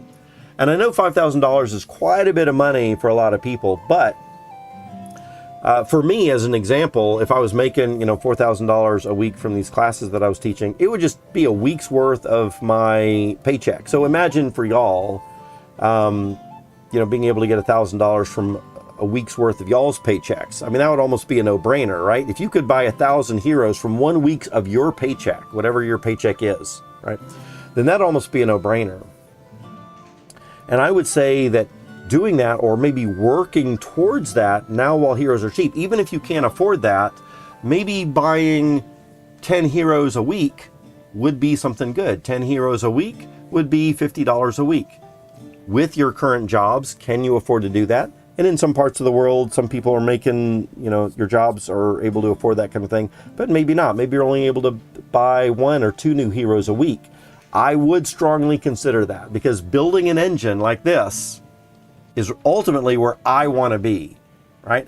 I want to be doing something, whether it's liquidity pools or auto questing heroes or something where that money is coming in passively and I don't need to be working and slaving away and taking my time for it, right? So that would be really, really good. Right at this very moment, I'm a little concerned that I'm not going to be able to stream as much as I would like because, like I said, I don't have a 9-to-5 job right now, and I'm living off of savings. And when that savings run out, which is not too long from now, actually, I've got maybe another 6 months or so. But when that money runs out, if I have to get another 9-to-5 job, I'm not going to be able to stream as much as I am. I'm going to have to be working that 9-to-5 job. So I need to find some way over the next 6 months to make that passive income that can bring in enough for me to put food on the table, to pay the electric bill and the water bill and all that kind of stuff, so I can continue to do this thing that I enjoy doing, that I enjoy being part of the community, that I enjoy chatting with y'all and making suggestions or providing fun, interesting content and all that kind of stuff. Otherwise, I'm gonna need to get back to that 9-to-5. And that's not something that I really want to be doing. DFK says, these bots need to be activated, or is it like an XEarn pool thing?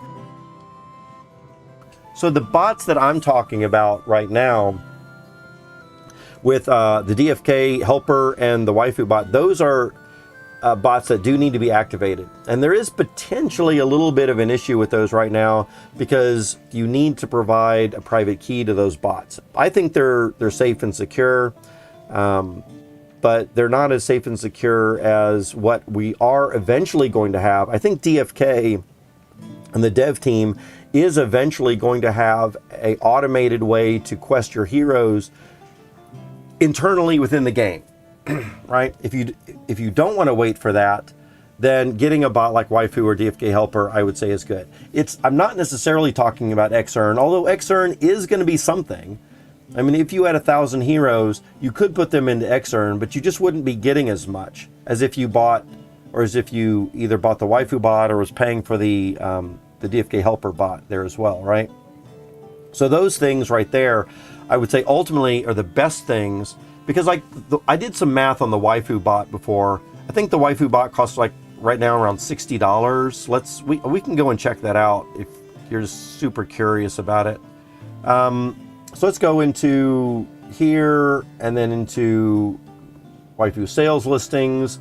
And so there are some bots down here, and let's go ahead and they come in these certain types of things right here. Let's click on OpenSea and say, yeah. He always sells them in the price of ETH. So these are going for 0.05 ETH right now. And what is ETH currently running at? Let's see, Ethereum. 1161. So if we do 1161 times 0.05, you're talking about $58. So for $58, which is about what they were when I was when I bought a couple of mine. So you pay a one-time fee of $58, and how soon does it pay for itself? Also, if you go for the DFK Helper bot, you're paying $25 a month, I think, or $30 a month for these things. With the DFK Helper, you get a lot more that you can do here, but it does cost money every single month. I feel that if you've got a lot of heroes, then this one potentially is going to be better for you, just because you're going to be able to take advantage of a lot of additional things. Besides just questing, you can go and do duels. It's going to do duels for you. It's going to help you recompound. So there's like an advanced setting here where it talks about, and I don't know exactly where it is in this chart, but you can do auto recompounding, which is really good as well if you want to take advantage of that. You can do automatic pet hatching and automatic item selling of items and a bunch of stuff that the waifu bot can't do. And so for those things right there, you might end up making a little bit more money every month because you have all these other options. Are you going to make more than $25 a month more to help pay for itself? And in that aspect, depending on the number of heroes you have. So if you've got, again, closer to 100 heroes, I would say yes, probably so. You'll probably make more than 20, it'll probably more than pay for itself. But if you don't have that many heroes at the beginning, I think that the waifu bot might be a little bit better because it's only a $50, $60 one-time fee, and then you can continue to use it. And so this is something that I've actually bought a couple of these, and I have them running on my account. I let my sister borrow one, and she's been using it on hers. My partner has a couple of heroes, and so I've let her borrow one as well. And for those things, they don't have a lot of heroes, and so they're making a little bit of stuff from that on a regular basis, right? And so that's really good. And in those particular cases, I think I've found that it's fairly easy to make back $25, or it's easy to make back $60, and I saw that I could make that back in about 2 or 3 months of time. So even for the waifu bot, it's paying for itself in about 2 or 3 months, and I think that was with about 30 heroes. The waifu bot paid for itself in about 2 or 3 months, and that was way worth it for me, because right now, this very minute, I've had those waifu bots for probably about 4 months now, or 5 months. So they've way paid for themselves already. And all of the automatic stuff that we're getting from them running is just free extra money in the bank. And so that's been really good. And of course, now with DFK Helper, I've been getting on track with this. And DFK Helper is making me even more money than that on a regular basis. So I really feel good about that kind of thing as well. And especially with this account where I've got more heroes, it's way more than paying for itself, right? But definitely having an automated tool is really going to be good. And even if you don't necessarily feel good about that right now, some of y'all might be saying, I don't think I want to pay for, a bot or a service or something like that. Give it enough time, and I don't know how long it's going to be, but I'm pretty sure we are going to have more automation in DFK. In fact, DFK Helper, Zellies, is actually trying to work with DFK official dev team to get his service as part of the default built-in utility for automating DFK internally itself. And I think that alone would be amazing, to have all of this functionality that DFK Helper brings for all the players in the community. It's just going to be amazing, amazing stuff. I don't know if he's actually going to get to that point, but I do know he's in talks with the DFK dev team, official team, to get it brought in there. I think that's going to be amazing to have. But I don't know how long that's going to take to actually get there, right? So if you want to be earning money faster, you might look at a bot. Again, I don't want to push people too hard to getting that. But for me, it made a lot of sense. Let's see. Vivek says 1,000 hero is pretty cheap right now at around $5 a hero compared to when heroes are 600. Absolutely right. So it's easy. So right now, and this is another thing that I was talking about earlier, as far as buying a bunch of heroes right now could be good because, and by right now, I mean, we might want to put into a 2,000% APR liquidity pool today and recompound. Maybe that would be the better thing to do this very day. But within the next month or so, when these APRs drop off a little bit, buying heroes while the price is still down on heroes is going to be really, really good. Because these are heroes that you will own, and they will continue to be part of an engine that makes you money month after month after month after month continually. And that's something, again, right now, I don't know if heroes are going to remain down at $5 or not, but man, if heroes go back up to $20, $50, $100, $200, you're going to be kicking yourself if you're in here today and you've only got 5 heroes and you don't buy any more than that. Let's see. Sardo Fritz, hey, how you doing, Sardo? Umar L, how are you doing as well? Sadly, it's really late for me and I can't stay anymore. In case thanks for being here. You're probably already headed out. But I am glad that you've been here. I'm sure I stream every day, try to anyway. So I'm sure I'll see you again soon. Don't get a chance for the giveaway. If you do one today, I'm not doing one today. I'm not doing a giveaway today, but thanks for stopping by. We are going to get back into giveaways, but yeah, I'm not getting to that today. And thanks for the advice and the information. Absolutely glad you could help. You're right about not being greedy, but you need to do your financial situation too. And for me, like $100 is a lot, sadly. Yes, indeed. For some people, $100 is a lot of money. Again, and I'm not talking about just anybody, but depends on your lifestyle. If you know, like me, I don't have a job at the moment, so even $100 is tight for me right now to pull that extra fiat into DFK. I've already got a lot of money into DFK, and to put even more money in there right now is super tough. It's more important to me probably to put food on the table for the next couple of months, at least until I can secure a more steady income. So, yeah. Mookie, hey everyone, how are you doing, Mookie? How are you doing? I've got someone blowing up my phone here. Let me just check in on what's going on here.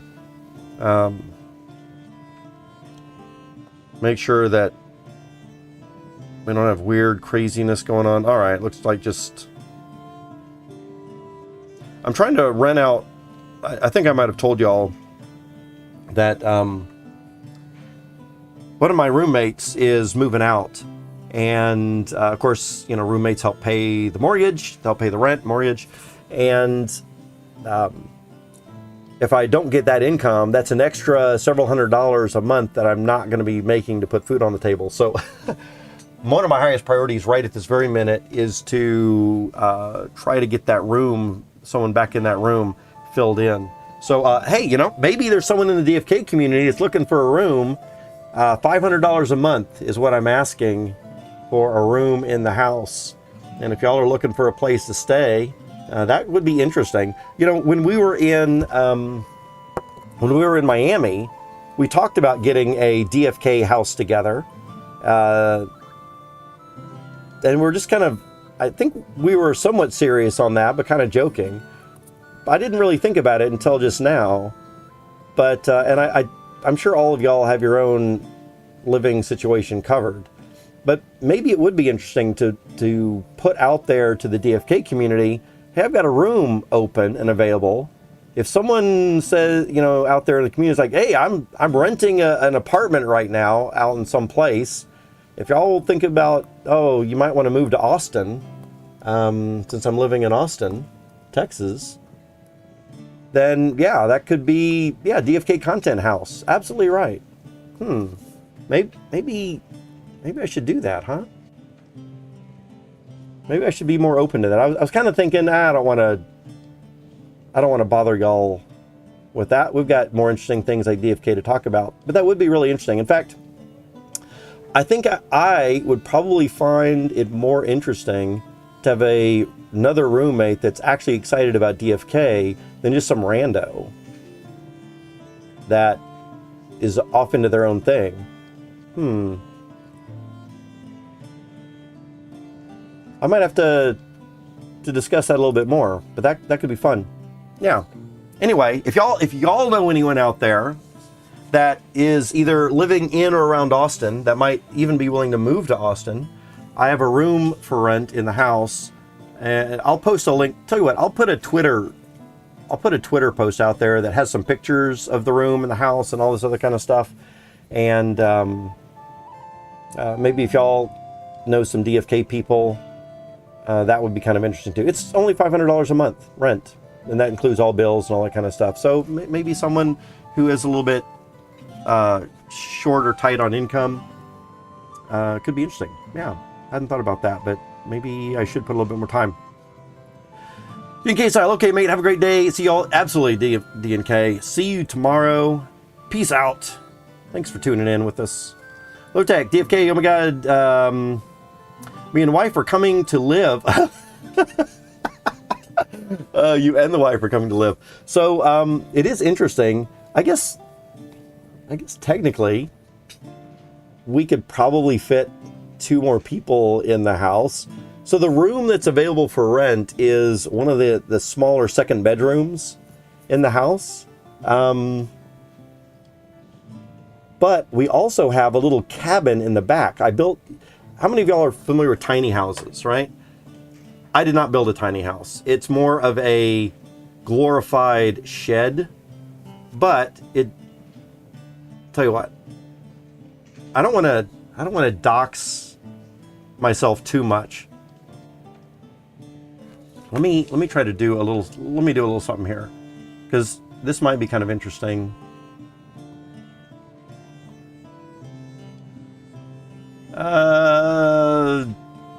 Oh man, let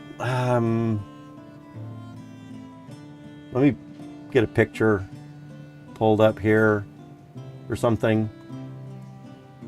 This right here. All right, so here we've got this little cabin, and it's pretty basic on the inside. I guess this is what the inside kind of looks like right in here.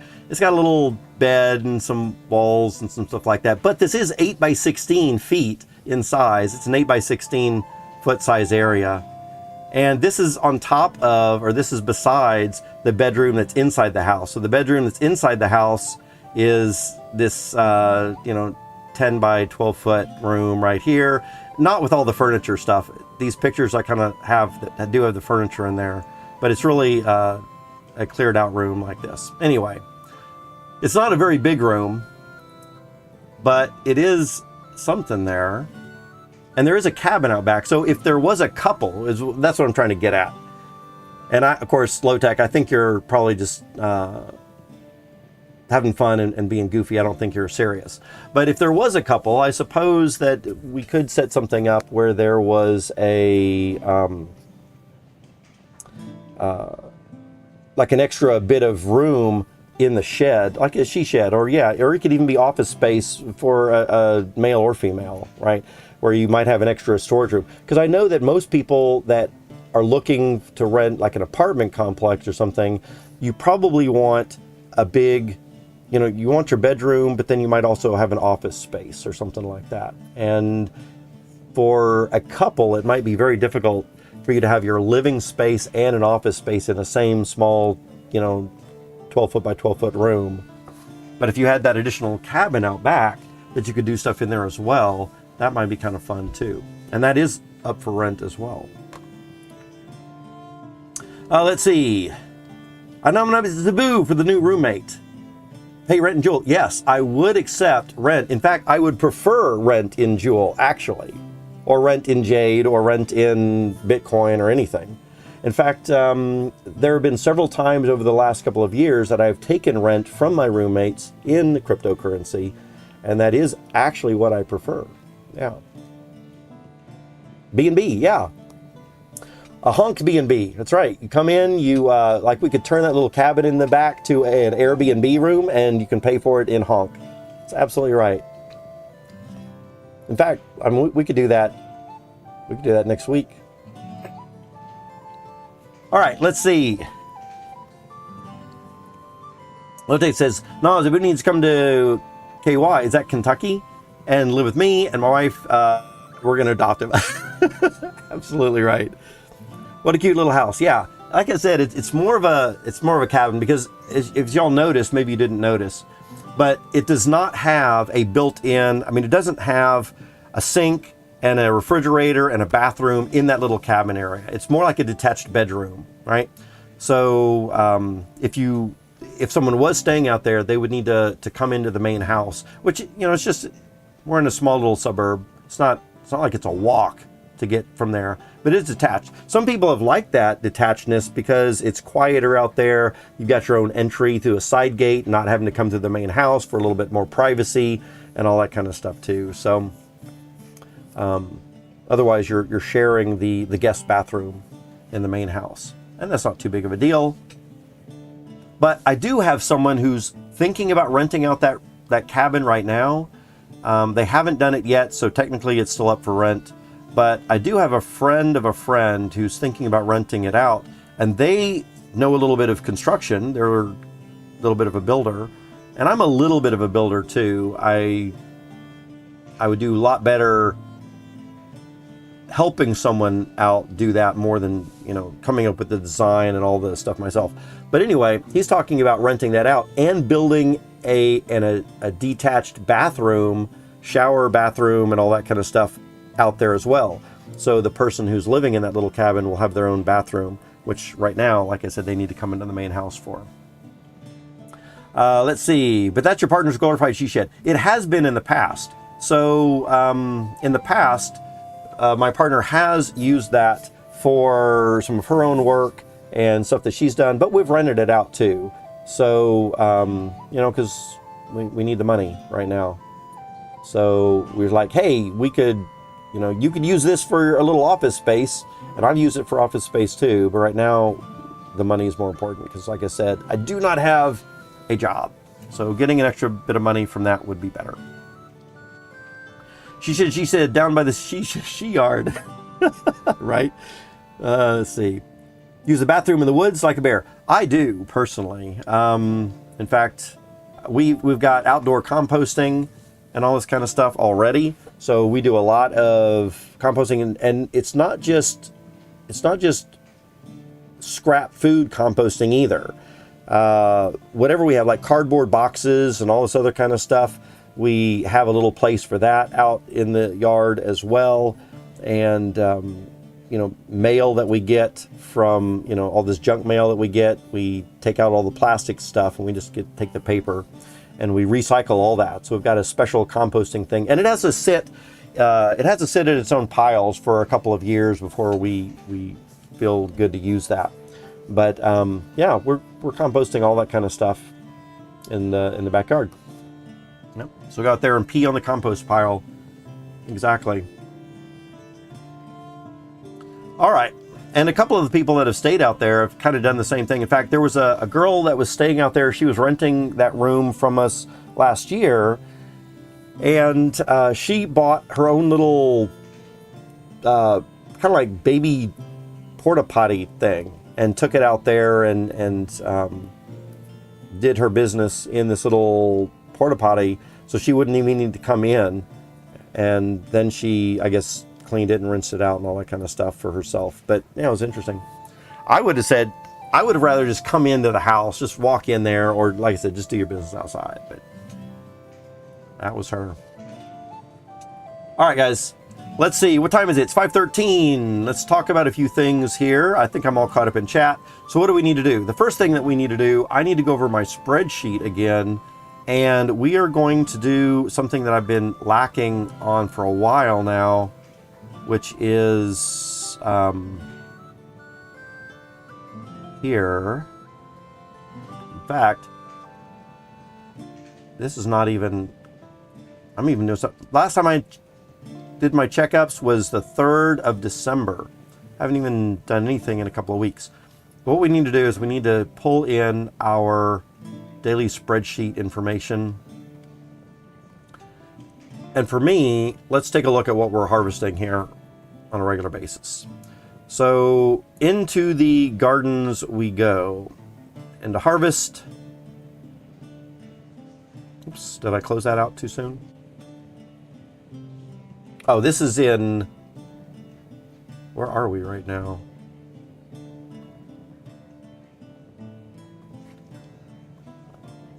Let's refresh this page.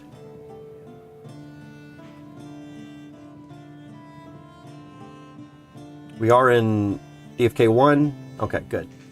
So let's come into harvest. There should be something in here. There we go. We got 195 jade. We were going to summon some heroes, weren't we? So let's go ahead and claim this. 195 jade.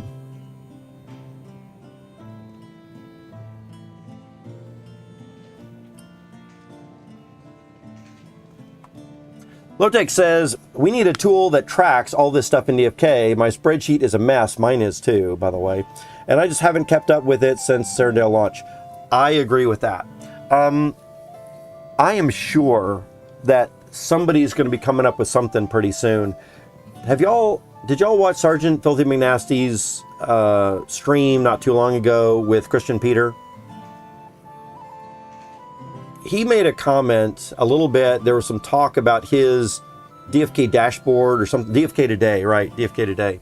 And he's got this dashboard idea that seems to be, I think he touted it a little bit like DFK Tavern, which I thought was really good. And there is, I think there's going to be a really good use for something like that, which could be very helpful in figuring out what we're doing with our money, what we want to be doing up with our money, and all this other kind of stuff. So TuneFed saying, picking up the ashes of DFK Tracker. Exactly right. Yeah, but extra stuff too. It's a very nice UI. TuneFed says very excited about it. Already testing it, all this kind of stuff. That's really good to hear. So I really do agree that I have not heard a whole lot about it, but it does sound like Christian Peter does have some coding skills. He's already putting this thing together, and it's ultimately going to be very helpful for us. I don't know if it's going to fully take the place of a spreadsheet, like looking at things over time through a spreadsheet, perhaps, but maybe it could be used to collect information on a daily basis that we could then put in our spreadsheet much easier than having to manually, go to all these different places and pick out our information and put it into a spreadsheet too. Maybe we could download like a CVS or a CSV style file, comma separated value style output that could be plugged into a spreadsheet and looked at. Yeah. Yeah, I miss DFK Tracker a lot too, Aphex. Absolutely. Yeah, DFK Today, good stuff. Wiggly! Hey, Wiggly, how are you doing, man? Haven't seen you around in a while. How are you doing? What are you up to? All right, so we got 195 jade today. And let's come over here into the jeweler. What can we pick up from the jeweler as well? I don't have any S-Jewel in there. It looks like this account does not have any airdrop stuff available to it as well either. So we want to do some summons. Are y'all ready to do a summons today? Here's the deal, guys. I've got a few Gen 0s. Y'all know that I do. We took a look at some Gen 0s yesterday. Remnella, we just re-rolled, and we got some really good stats on the re-roll. So Remnella is now a Berserker.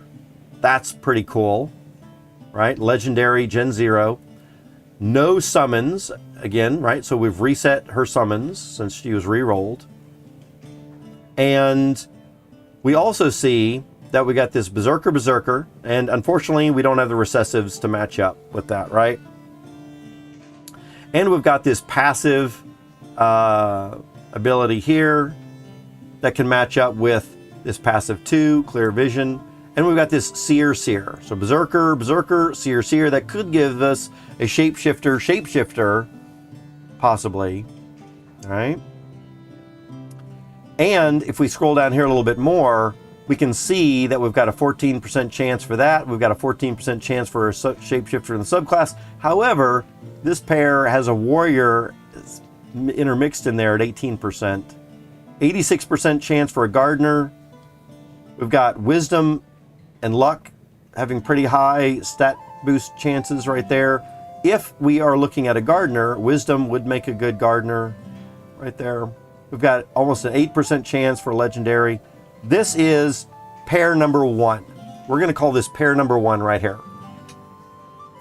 And if y'all want the link to it, if y'all want to take a closer look at it, then I'm going to drop the link into chat right now for y'all. Pair number 1. Then we have pair number 2.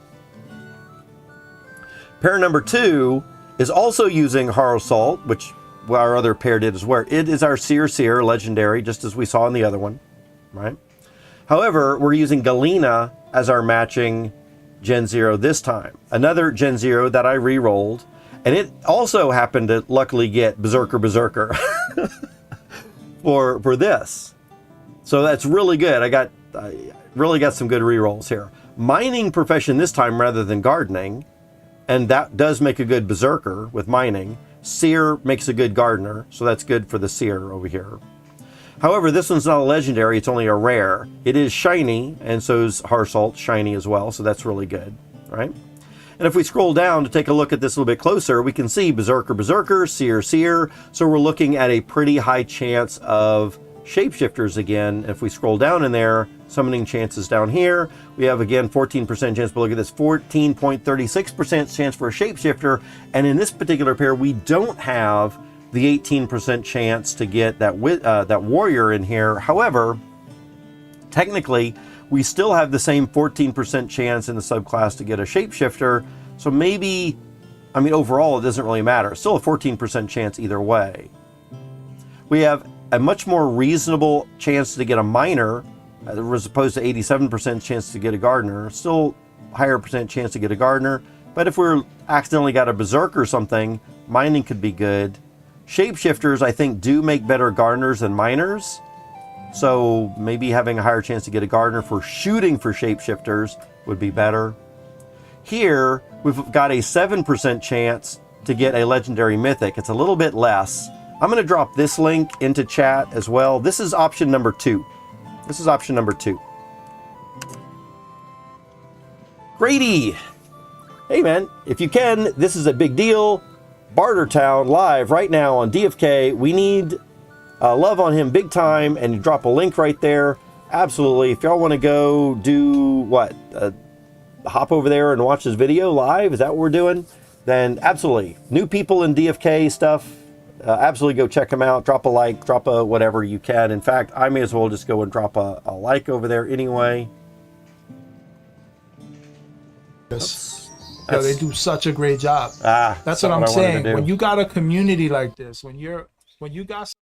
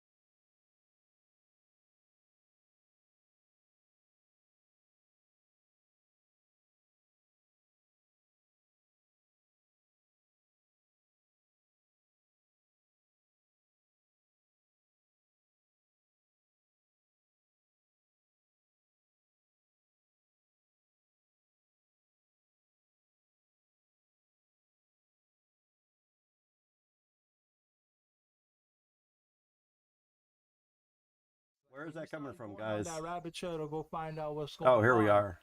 What in the world? Expertise in this thing right here. Sports gaming. So, and then he also mentioned that he wants to bring that sort of element. Can I say go back? He wants to make it. Let's close that out. Good grief. Oh, man. Was that really happening? Let's open this back up, guys.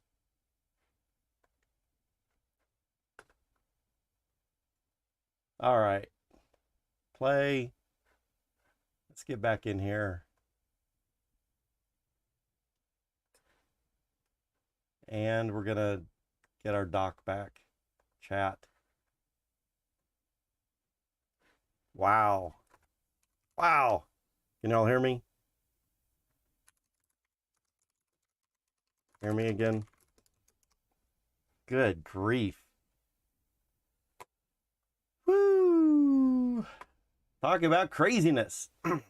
That's what I get for clinking on links here in chat. My goodness. You know, I thought that was going to open up a window or a tab on the main browser. Sometimes it does, but sometimes it doesn't. So, very interesting. Anyway, the point was, I wanted to click on that link, and apparently I can't click on that link. Or it's going to hop into a chat window in a different way. Go give them some love, I would suppose, though. Let's see. Let me open up some of these windows back up into place and see what we got going on here, so I can get the. All right, let's get this back over here. Man alive. Okay, and then let's pull another tab over into this other thing here.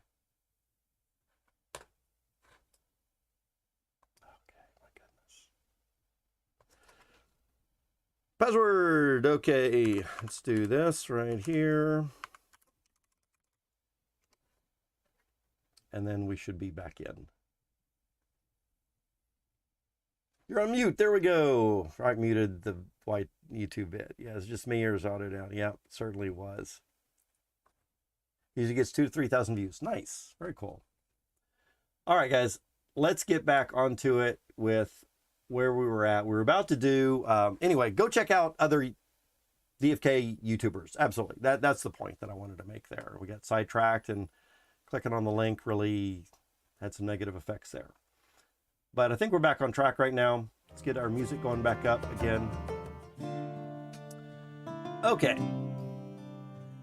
The bottom line for us, what we're trying to do over here on this stream anyway, is we're about to do a summons.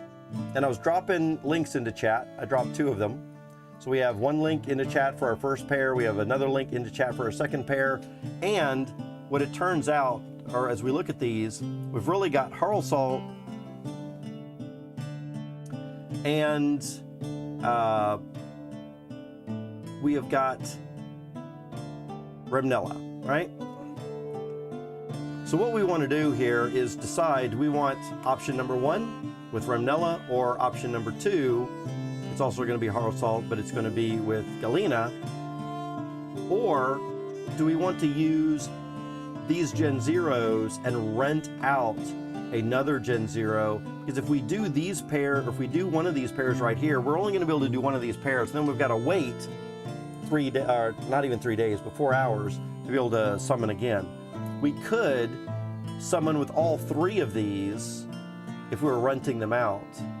I mean, not if we found something to rent against. And we might even find better heroes to rent than the pairs that I've got. So I'm going to ask y'all, what do y'all think? I've dropped the links into chat for these 2 pages, both this one here with the comparison and this one over here with the comparison. Ultimately, what we're talking about is, do we want pair number 1 over here with Remnella? Do we want pair number 2 with Galena? Or do we want to rent something out? What do y'all think? Fishy Food says, rip these. So, Fishy Foods, by that, do you mean that we shouldn't take either of these pairs? Is that what you mean by that? That neither of these pairs are all that great? We do see, if we look down in there, we do see that there are a couple of other things that might be interesting. So there's an advanced 3 at 5%, and over on here, one of the things about the first pair that might be a little bit better is the first pair has advanced 3 at 18 or 17.5%, right? TuneFed says, go for SS, but TuneFed, they're both SS, right? They're both shapeshifters, or shapeshifters. This one is a Berserker, Seer, so that is a shapeshifter. And the other pair is also a Berserker, Seer, so it's also a shapeshifter combination, right? So they're both going to give us 14% chance to get shapeshifter in either of these pairs. So then the only other thing is that we have to look at, right? Shapeshifter is 14%. And the other one, 14%. They're both 14% there. The only difference, or one of the biggest differences, is that the first pair has a 17.5% chance at advanced 3, and the second pair only has a 4.5% chance at a advanced 3 right there. That's one of the biggest differences in those pairs. But the first pair has a really high chance to get gardening with wisdom, and the second pair does not have quite as high chance to get gardening, but then also we have luck as the highest pair there. Wisdom, we might have a little bit higher option for a blue wisdom. And so if we do get gardening, having a green and a blue wisdom could be a little bit better for it. GrandNote says, let's see what GrandNote's saying, because I think you've said a few things in here now. Galena is going for that SS, yeah. And then Berserker Miner as a backup, yep, that could be as well. And then if you don't get the SS, I agree that that has definitely has some valid stuff there as well. Oh, you said nah, rip as in go for it. Oh, okay. Rip and tear. Yeah, I gotcha.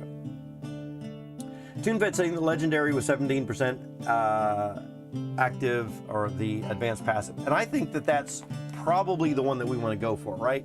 So I do think that probably option number 1 with a 17.5% chance for an advanced passive and 14% chance for shapeshifter in the main class and the subclass is probably going to be pretty good right there, right?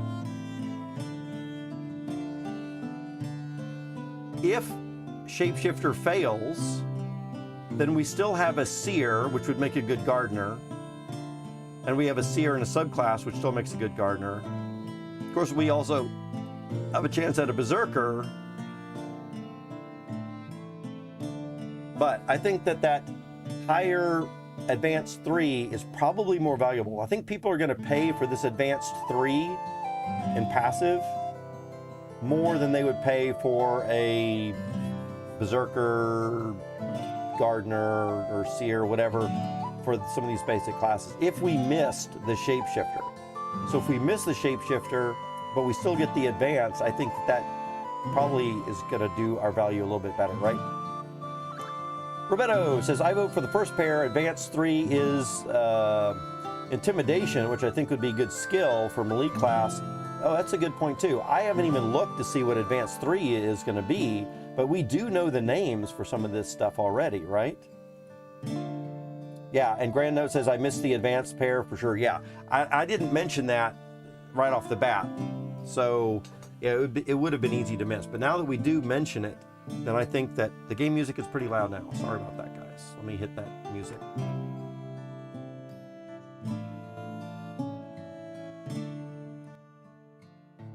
I don't want to make it too low, but is that a little bit better? If it's too low, then let me know. Let's see, what stone to use? That's a good point. We do want to use a stone. We are putting Gen 0s together. We obviously want to use a stone. What stone would be good? And let me say, so you're asking Vigor Stone. Let's see what I think about this first. And of course, I want to get y'all's input. So, but I'm just kind of curious as to what I think about it. So, if we are going to be looking at, if we're going to be shooting for a shapeshifter, right? A shapeshifter, we're even shooting for that. But there is some % chance for a seer and a berserker getting in there. Then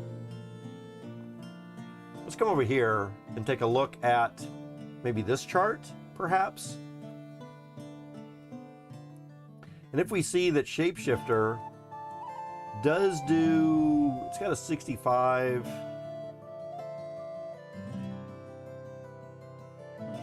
'65, 70, 80, seers and berserkers. So with a vitality stone, we're really also going to be helping. Let's see if we've got that somewhere in here. Pretty sure we've got stones and what they can do, right? So with the Vigor stone right here, we're going to see that we are boosting up the vitality stuff, which of course we know is going to be good for gardeners. And actually a lot of other heroes are going to have Vigor is going to, or vitality is going to be really good for them as well. I would say Vigor does look good as far as the stone goes, because if we're really shooting for a shapeshifter anyway, we're trying for that.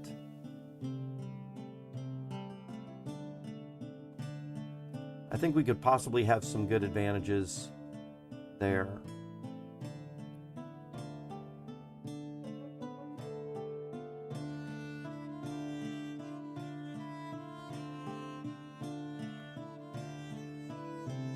Right? So what that would do, actually, I guess this is the one on here. So we're going to get a permanent bonus to the primary stat growth and to the secondary stat growth. If we can get that shapeshifter in there, that could be pretty good stat bonus to some of those secondary stats as well. So Vigor Stone sounds pretty good to me. Anybody else have any other ideas of what we might want to take a quick peek at besides Vigor?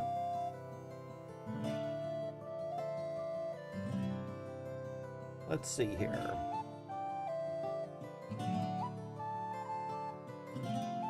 Didn't I already get in here? I thought I already logged in. Okay. Do I have any Vigor stones? I do not. Why? What's going on here? Why do I have so few items? It does not look right.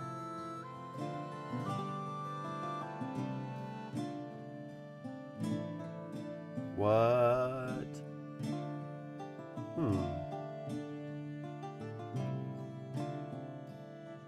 Oh, I know why.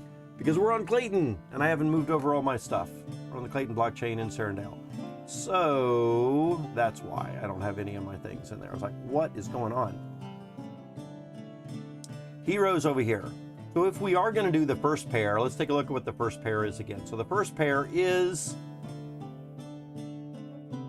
Remnella and Harlsalt.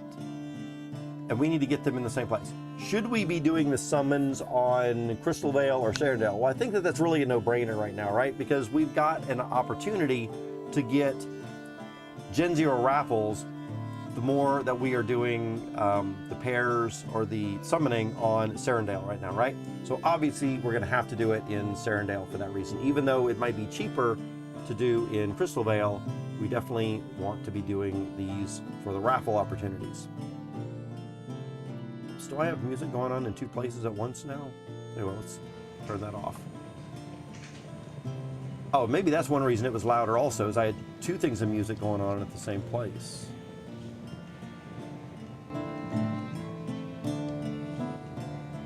try that a little bit better. Let's turn that off. Okay. So, and then of course, Zelf, Serendale, of course, absolutely right. I know that some people are still summoning in Crystal Vale. I guess just because they want the cheaper summons right now. I find it hard to think about doing summons on Crystal Vale at the moment just because I'd rather get those extra raffle tickets. So let's see here. Who have I got over here? I've got Jordan and Galena. So Galena's already here. We need to move Harlsalt over to this one as well. So let's go ahead and switch over to DFK Chain. Then pull that one over. While we're over on DFK Chain, let's also make sure what kind of stones that we've got over here. So this is the place as well where I've got all my inventory and don't need to freak out that all my inventory is gone. So we got lots of our good inventory over here, and we probably want a good vigor stone, but these are only vigor crystals, they're not vigor stones. There is a lesser vigor stone. What do you think? Should we just go ahead and use a lesser vigor stone? Probably. What would be y'all's idea? In fact, maybe this would be a good time to chat about this a little bit. When would y'all suggest using a normal vigor stone or a, heaven forbid, a greater vigor stone? I don't even know if those are too available or not. Most of the stones that I always use are lesser, but since we're thinking about this right at the moment, would there, in what situation, what scenario would y'all choose to buy a normal vigor stone and use that? Probably, I would say, if I was going to answer that question myself, I would say if I was looking at the heroes and probably doing something more than more than basics, right? So here we've got Berserker Seer, right? That's only going to possibly give us a shapeshifter.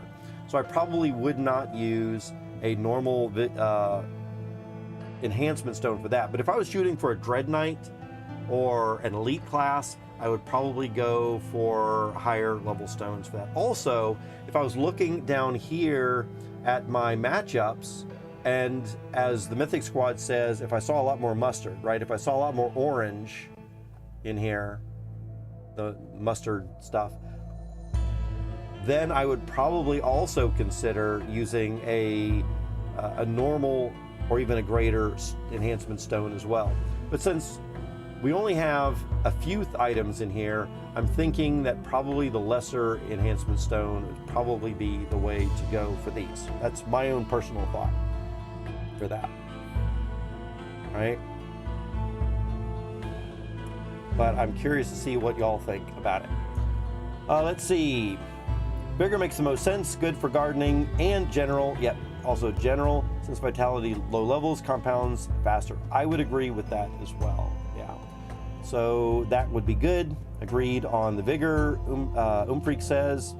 Fishy Food says, I'm in Crystal Vale, it's cheap, and I won't do enough to have a good shot at Gen 0s. You're pessimistic, suppose, but right. But I'm getting good stuff on cheap right now. Good job. So yeah, I would say that's a good reason.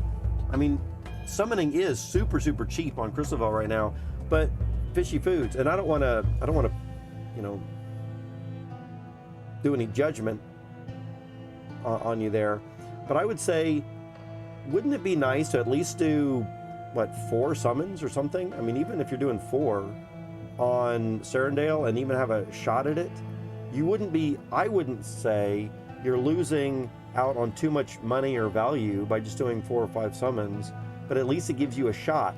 And when we recognize that Bullen said 10% of the winners during the summoning event on Crystal Vale, 10% of the summoning event winners had 4 summons or less. 10% of those. So 10%, even though that's not a great set of odds for winning a Gen 0, 10% is certainly, that's 1 in 10. That's not an insignificant amount, I wouldn't think. Anyway, just wanted to throw that out there. If you don't want to summon on Serendale, by all means, that gives me a better shot at it. So I would say, yeah, just stick over there in Crystal Vale. But I think I'd be doing a disservice to people if I didn't at least bring to everybody's attention that doing a couple summons might not be too financially, wrecking, and it brings you into some percentages. And when 10% of the people had, 4 or less summons, it's not insignificant. But you're right. I'm still pessimistic about winning myself, but I'm still going to do a few, right? I'm still going to do a few over there. Roberto says, I'm in the same camp. Regular crystals for advanced and higher. Yeah, that's what I think too. And not crystals, but stones, right? Regular enhancement stones when you're summoning for that.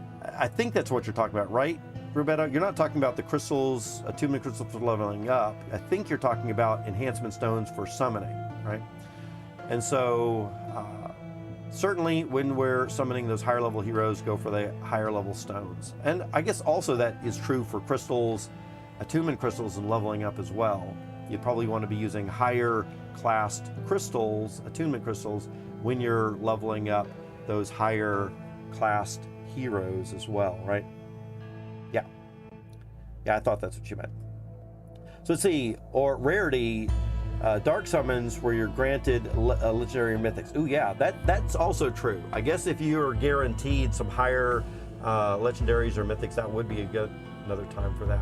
For summoning, would you buy higher rarity or just aim for normals and quantity? So that's a good question. Let me ask that to everyone who's watching. For summoning, would you buy higher rarity or just aim for normals and quantity summoning? For me, my answer is going to be my collection of heroes is proof of what I would do. If I go into my hero selection and I look at the number of heroes, I got 57 heroes, right? And in this wallet, right, let's do a reset, because I think I have more than that. Oh, I guess some of them have already moved over to Serendale, so not all of them are here. So 57 heroes in this wallet. And if I look down in here and I say rarity is legendary, or even just rare, legendary, and mythic, and apply, only 6 of my heroes out of all those, like 10%, are legendary or rare. And look at most of them, 4 of those are rare heroes, only 2 are legendary. So my actions show that, and these legendaries are the Gen 0s that I have. So for me, I'm not buying any legendaries or mythics, right? Crypto Grady says, I'm here now. That was big, man. Yeah. Normal ones popped for me. Yeah. So I'm about buying normal heroes and then summoning those and hoping to get something big in there. But I know that, like in Crypto Grady's case, and Grady, if you want to hop on, or if you want to chime in, whatever you want to do, it's fine. And you don't have to reply at all. But I think in Crypto Grady's case, or people like in the Mythic Squad is another example, when people already have a whole lot of heroes, when you already got hundreds of heroes, then I think you're shooting for better quality at that point because you don't have the quantity there, right? So I think that's a really big thing right there. So we're about to do a summons, and I think that we're going to use a lesser enhancement stone to do that. So let's go ahead and move over Remnella to Serendale, where this will be our very first, or my very first summons with these new Gen 0s re-rolled, and also my first summons on Serendale. So y'all are going to get to see what I get from these 2 legendary Gen 0s. Let's see, we want to bridge heroes. We're going to bridge over Remnella, bridge to Serendale, and what else are we going to need, guys? Besides just the hero itself. We're going to need some, I don't think we need tiers for summoning, but we are going to need do we need tiers for summoning? Do we? I thought tiers were just for leveling up. Let's see. I do know that we're going to need our stone, though. So let's move over our Vigor Stone. Bridge the item over. How many do we want to bridge? Let's say all 3, because I'm not going to be doing any summonings over here on Crystal Vale for a while. So let's just go ahead and bridge them all.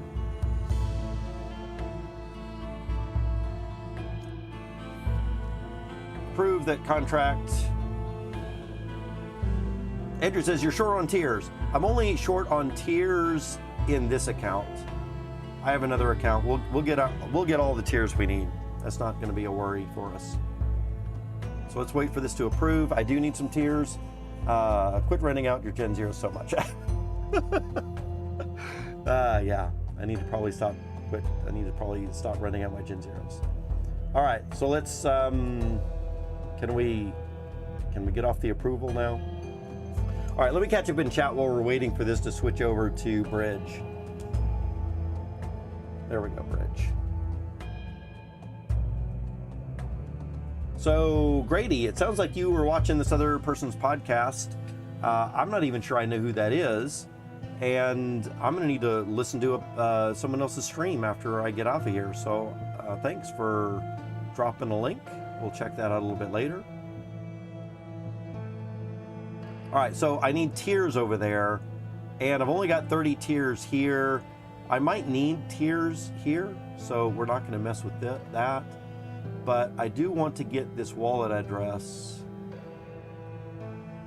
And let's go over to DFK 3 account. And refresh. Let's see what else.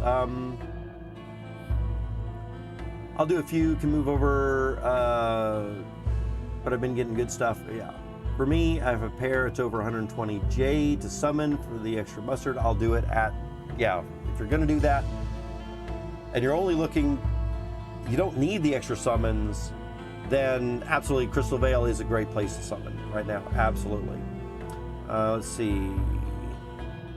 Bartertown, yeah, apparently I'm gonna have to start to look at what's going on in Bartertown thing, but we'll do that after the stream. Bombing that stream was fun as hell. Right, that was. Yeah. Okay, let's see. The guy who's big to jump in, and Loved On Man never needs, he never does dedicated vids like that. Awesome, very cool. And I'm glad we could jump in there and help people out who are doing DFK content. Guys, if other people are doing DFK content, and I'm doing a stream at any particular time, y'all feel free to tell me, hey, somebody else is doing DFK stream. Drop that into my chat. I do DFK every single day. I don't, if y'all want to leave my stream to go watch someone else's stream, other people probably have a lot more entertaining streams than I do. I don't take any offense to that. And I really would like to get a lot more people doing DFK content. And if we need to go boost somebody else up for a little while, by all means, go and do that. You're never going to hurt my feelings. Let's see.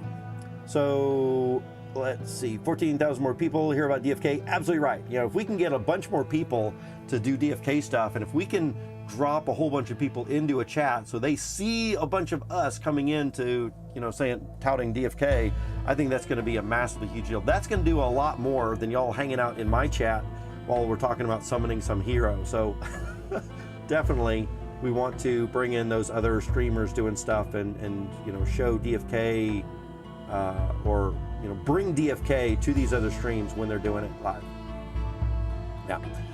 Let's see. Great streams lately, Rock. Man, I'm glad to be back, Grady. I've still got some nasal issues. I don't know if you've heard, and still coughing and all this other kind of stuff. I gotta mute the stream every now and then so I can cough. But yeah, it's been crazy. Still not feeling back up to 100%. Tunva says, Zabu, ignoring my Discord DMs. Oh no. Let's see, what do you guys look for and what do you summon? I mean, matching class and profession or anything else. I would say, Perp, right now, the biggest thing that people are really going for is they're going for these active and passive genes down in the background.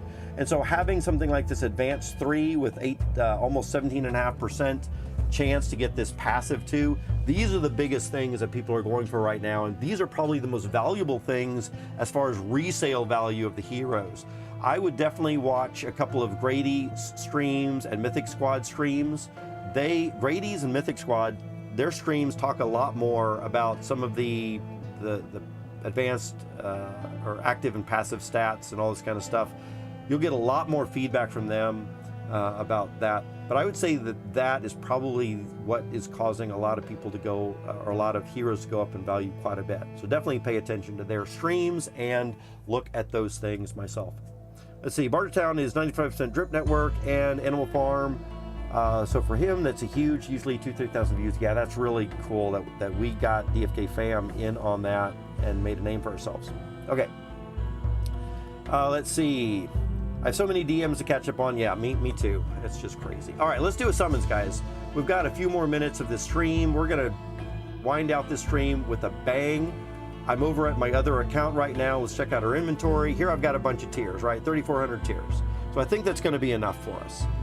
So let's move over, what, maybe 500 tiers? Because we are going to be doing some other summons. And so we're going to need more than just a few tiers. So let's maybe move over 500 summons. We're going to send the items to 500 of them to this address. 500 tiers, let's say, or maybe even 700 tiers. Why not? They're not doing anything else in this wallet at the moment. All right. Let's see. What are we summoning for? We're summoning for a shapeshifter. In fact, let me drop it into chat one more time. This is the pair that we're looking at. Shapeshifter with a 17.5% advanced 3 right there. So that's what we're going for right here. And we're doing that with legendary Gen 0s. So we're going to get a Gen 1, hopefully something pretty nice from that, right? So that's what we are shooting for right now. Let's send those items over, 700 tiers going into my other account. Should be enough to do everything that we want to do.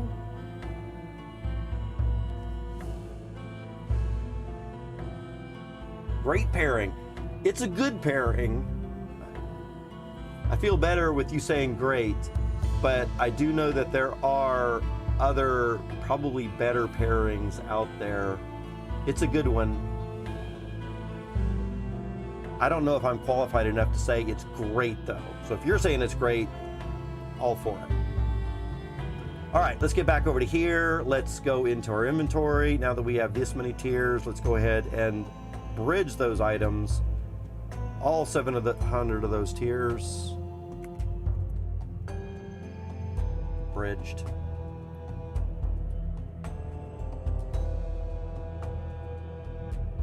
All right, that allows us, we are going to do more than one summons.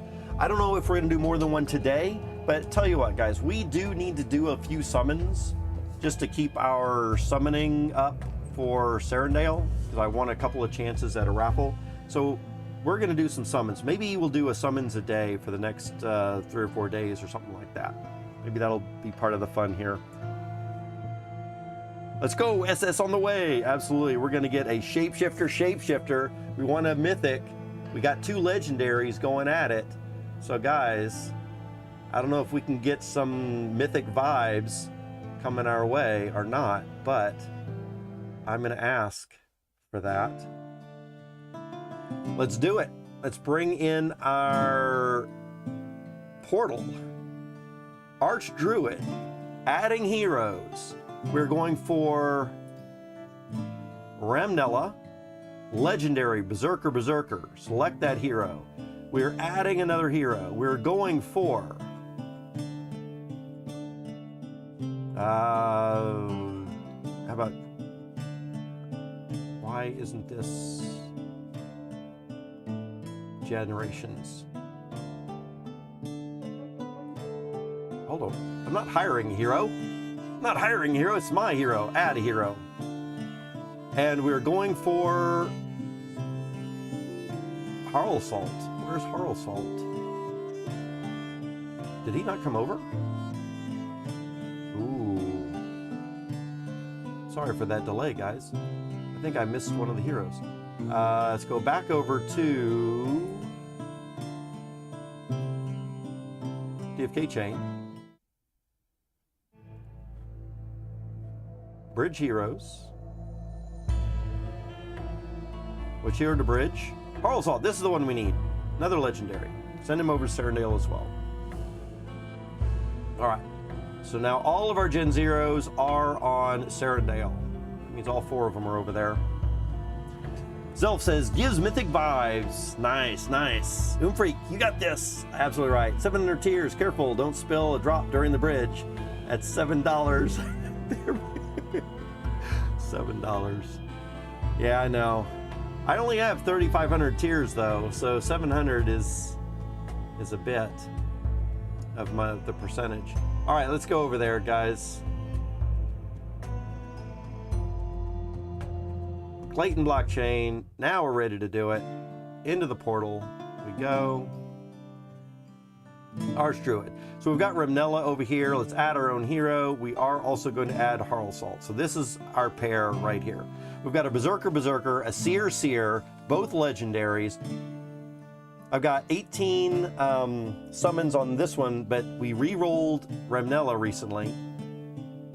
And of course, I dropped the link into the chat that has the pairing. So if y'all wanted to look at behind the scenes and all the kind of stuff, you could as well. So we're really shooting for this also at 17.5% advanced 3 capability there.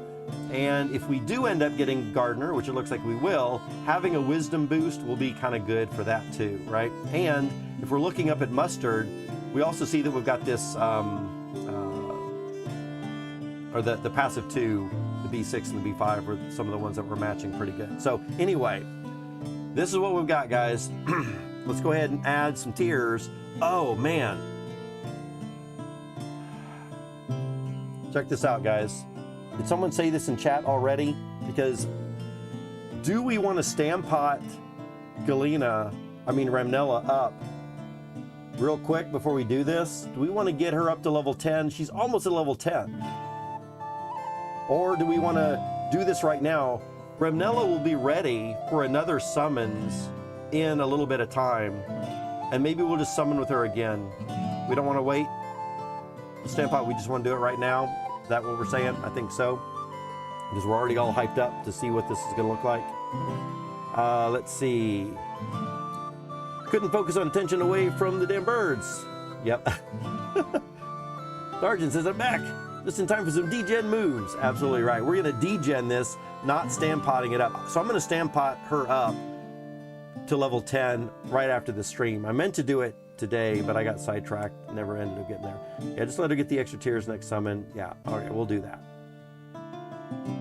Okay, let's go ahead and do this. Let's go ahead and max out our tiers here, max out our tiers there. So we've got 20 and 20. Maybe I could, it's gonna be longer before Harl Assault gets up there. So we've got our tiers maxed out. And then we're going to add an enhancement stone. We're going to add a lesser vigor stone on top of this. Grady, what do you think about a lesser vigor stone to this combination? Looking at vitality and secondary strat growth there for that 5%. I think that's probably going to be a good one. Lots of people in chat already said vigor, so I feel pretty good about that. And here we've got a 5.3% chance for legendary, 2.6% chance for mythic, so I like that as well. And look at this, it's only going to cost us 36 jade to do this. Oh man, I love it over here. And 40 tiers. Hardly anything going wrong with this. All right, guys, let's approve the stone, let's approve the tiers, let's approve the jade, let's get this thing out there. We got mythic vibes in the house. Mythic vibes in the house. Approve the jade. All right. Confirm, confirm, confirm. All that on the blockchain. Sergeant, mythic, mythic, mythic. That's right. We need to have a special... who's a musician here in our community? Not necessarily just in the chat right now, but do we have a couple, and besides Sam, I know Sam's a musician, but who's a musician in our DFK community? I wonder if we could put together a cool little tune, like a 5-second, 10-second little audio clip that we could play on stream. You know how sometimes we play the spin the wheel clips or whatever it is, Nightbot clips. But if we had a little short thing for Mythic Vibes to be playing in the background when we do this, I think that'd be cool. I would play it. If someone wanted to come up with a little 30-second repeating or maybe a little bit longer thing repeated to do summoning, I would definitely do that. All right, let's begin the summon. Kick it off. TuneFed does it all. Here we go. I like to rub the little crystal, the hero crystal.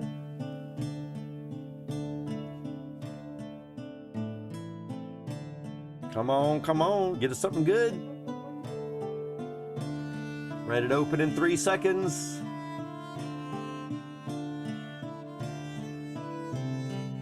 All right, let's click on this. Boom. Confirm. What are we gonna get, guys? What are we getting? Shapeshifters, right? Right? Ah, looks like we get a Berserker. That's fine.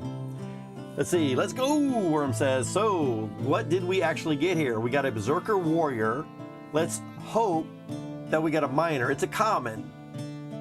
I'm not feeling too great about this, but we only spent 36 Jade on it, so it's not too bad, right?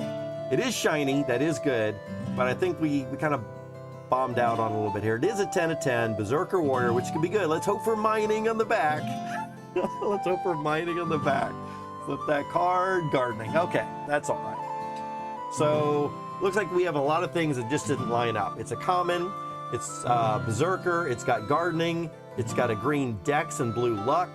None of that stuff matches up very well at all. So kind of a dud there, but I'm gonna love it anyway, and we're gonna get it up to level 10, and then we're gonna sell it out on the market if I can have, you know, if I can go to selling my stuff. But we do see that we've got that vitality boosted up there a little bit more now because of this. So that is good for gardening, right? Vitality is good for gardening. So we've only got this 20%, 68% for primary growth, 5%, 21% there. And even though profession is not something I think a lot of us are looking at these days, it is still a little something. So maybe we'll just send this one out to do some gardening and all that kind of stuff, right? So this Berserker is going to go out and do some gardening for us probably and never really be all that great. However, it is 7783. Let's just see what we got in the background for that, right? Did we end up getting a 7783 with what, 2?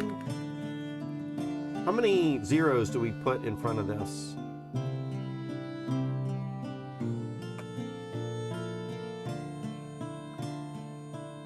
Pazine Oakenglow. Obviously, this is not the right number. 1, 2, 3, 4, 5, 6, 7, 8. Oh, I had way too many. There we go. So let's come down to here and see what we got in the behind the scenes things. Ah, look at this. Oops, not that.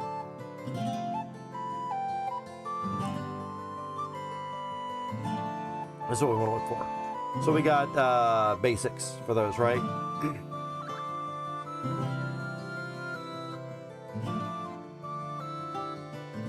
Berserker, Thief, Warrior, Seer, Gardening, Foraging, and it looks like just basics for everything, right? Is that what I'm seeing? I'm not overlooking anything. Rug a day keeps the doctor away. Yeah, I think this one was a rug, but I'm not unhappy with it. A little disappointed, I suppose, because we all want something good all the time. But it is going to be another hero that I could add to my collection. And honestly, guys, right now, I am happy with every single hero that I get. I honestly am. I mean, I would have preferred it to be better, but I'm honestly happy with every single hero I can get because I feel like I'm still at a place where I need more heroes in general.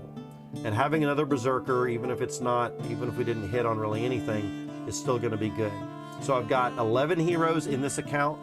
I've got excuse me there. So I got 11 heroes in this account and 57 heroes or 55 heroes in the other account. That gives me like 60. So until I get up to about 200 heroes, I would say, I just want to be collecting heroes.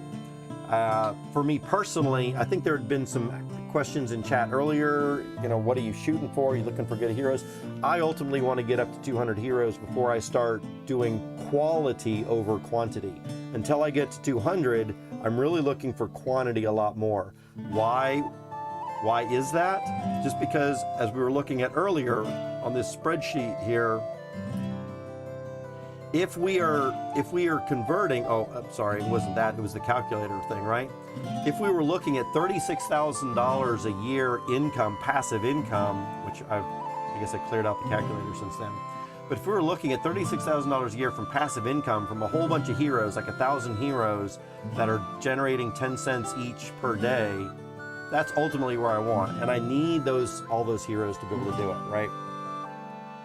There's no bad heroes, just just potatoes, right? Exactly. So this is not a bad hero. We're going to put her to work, or her to work right away.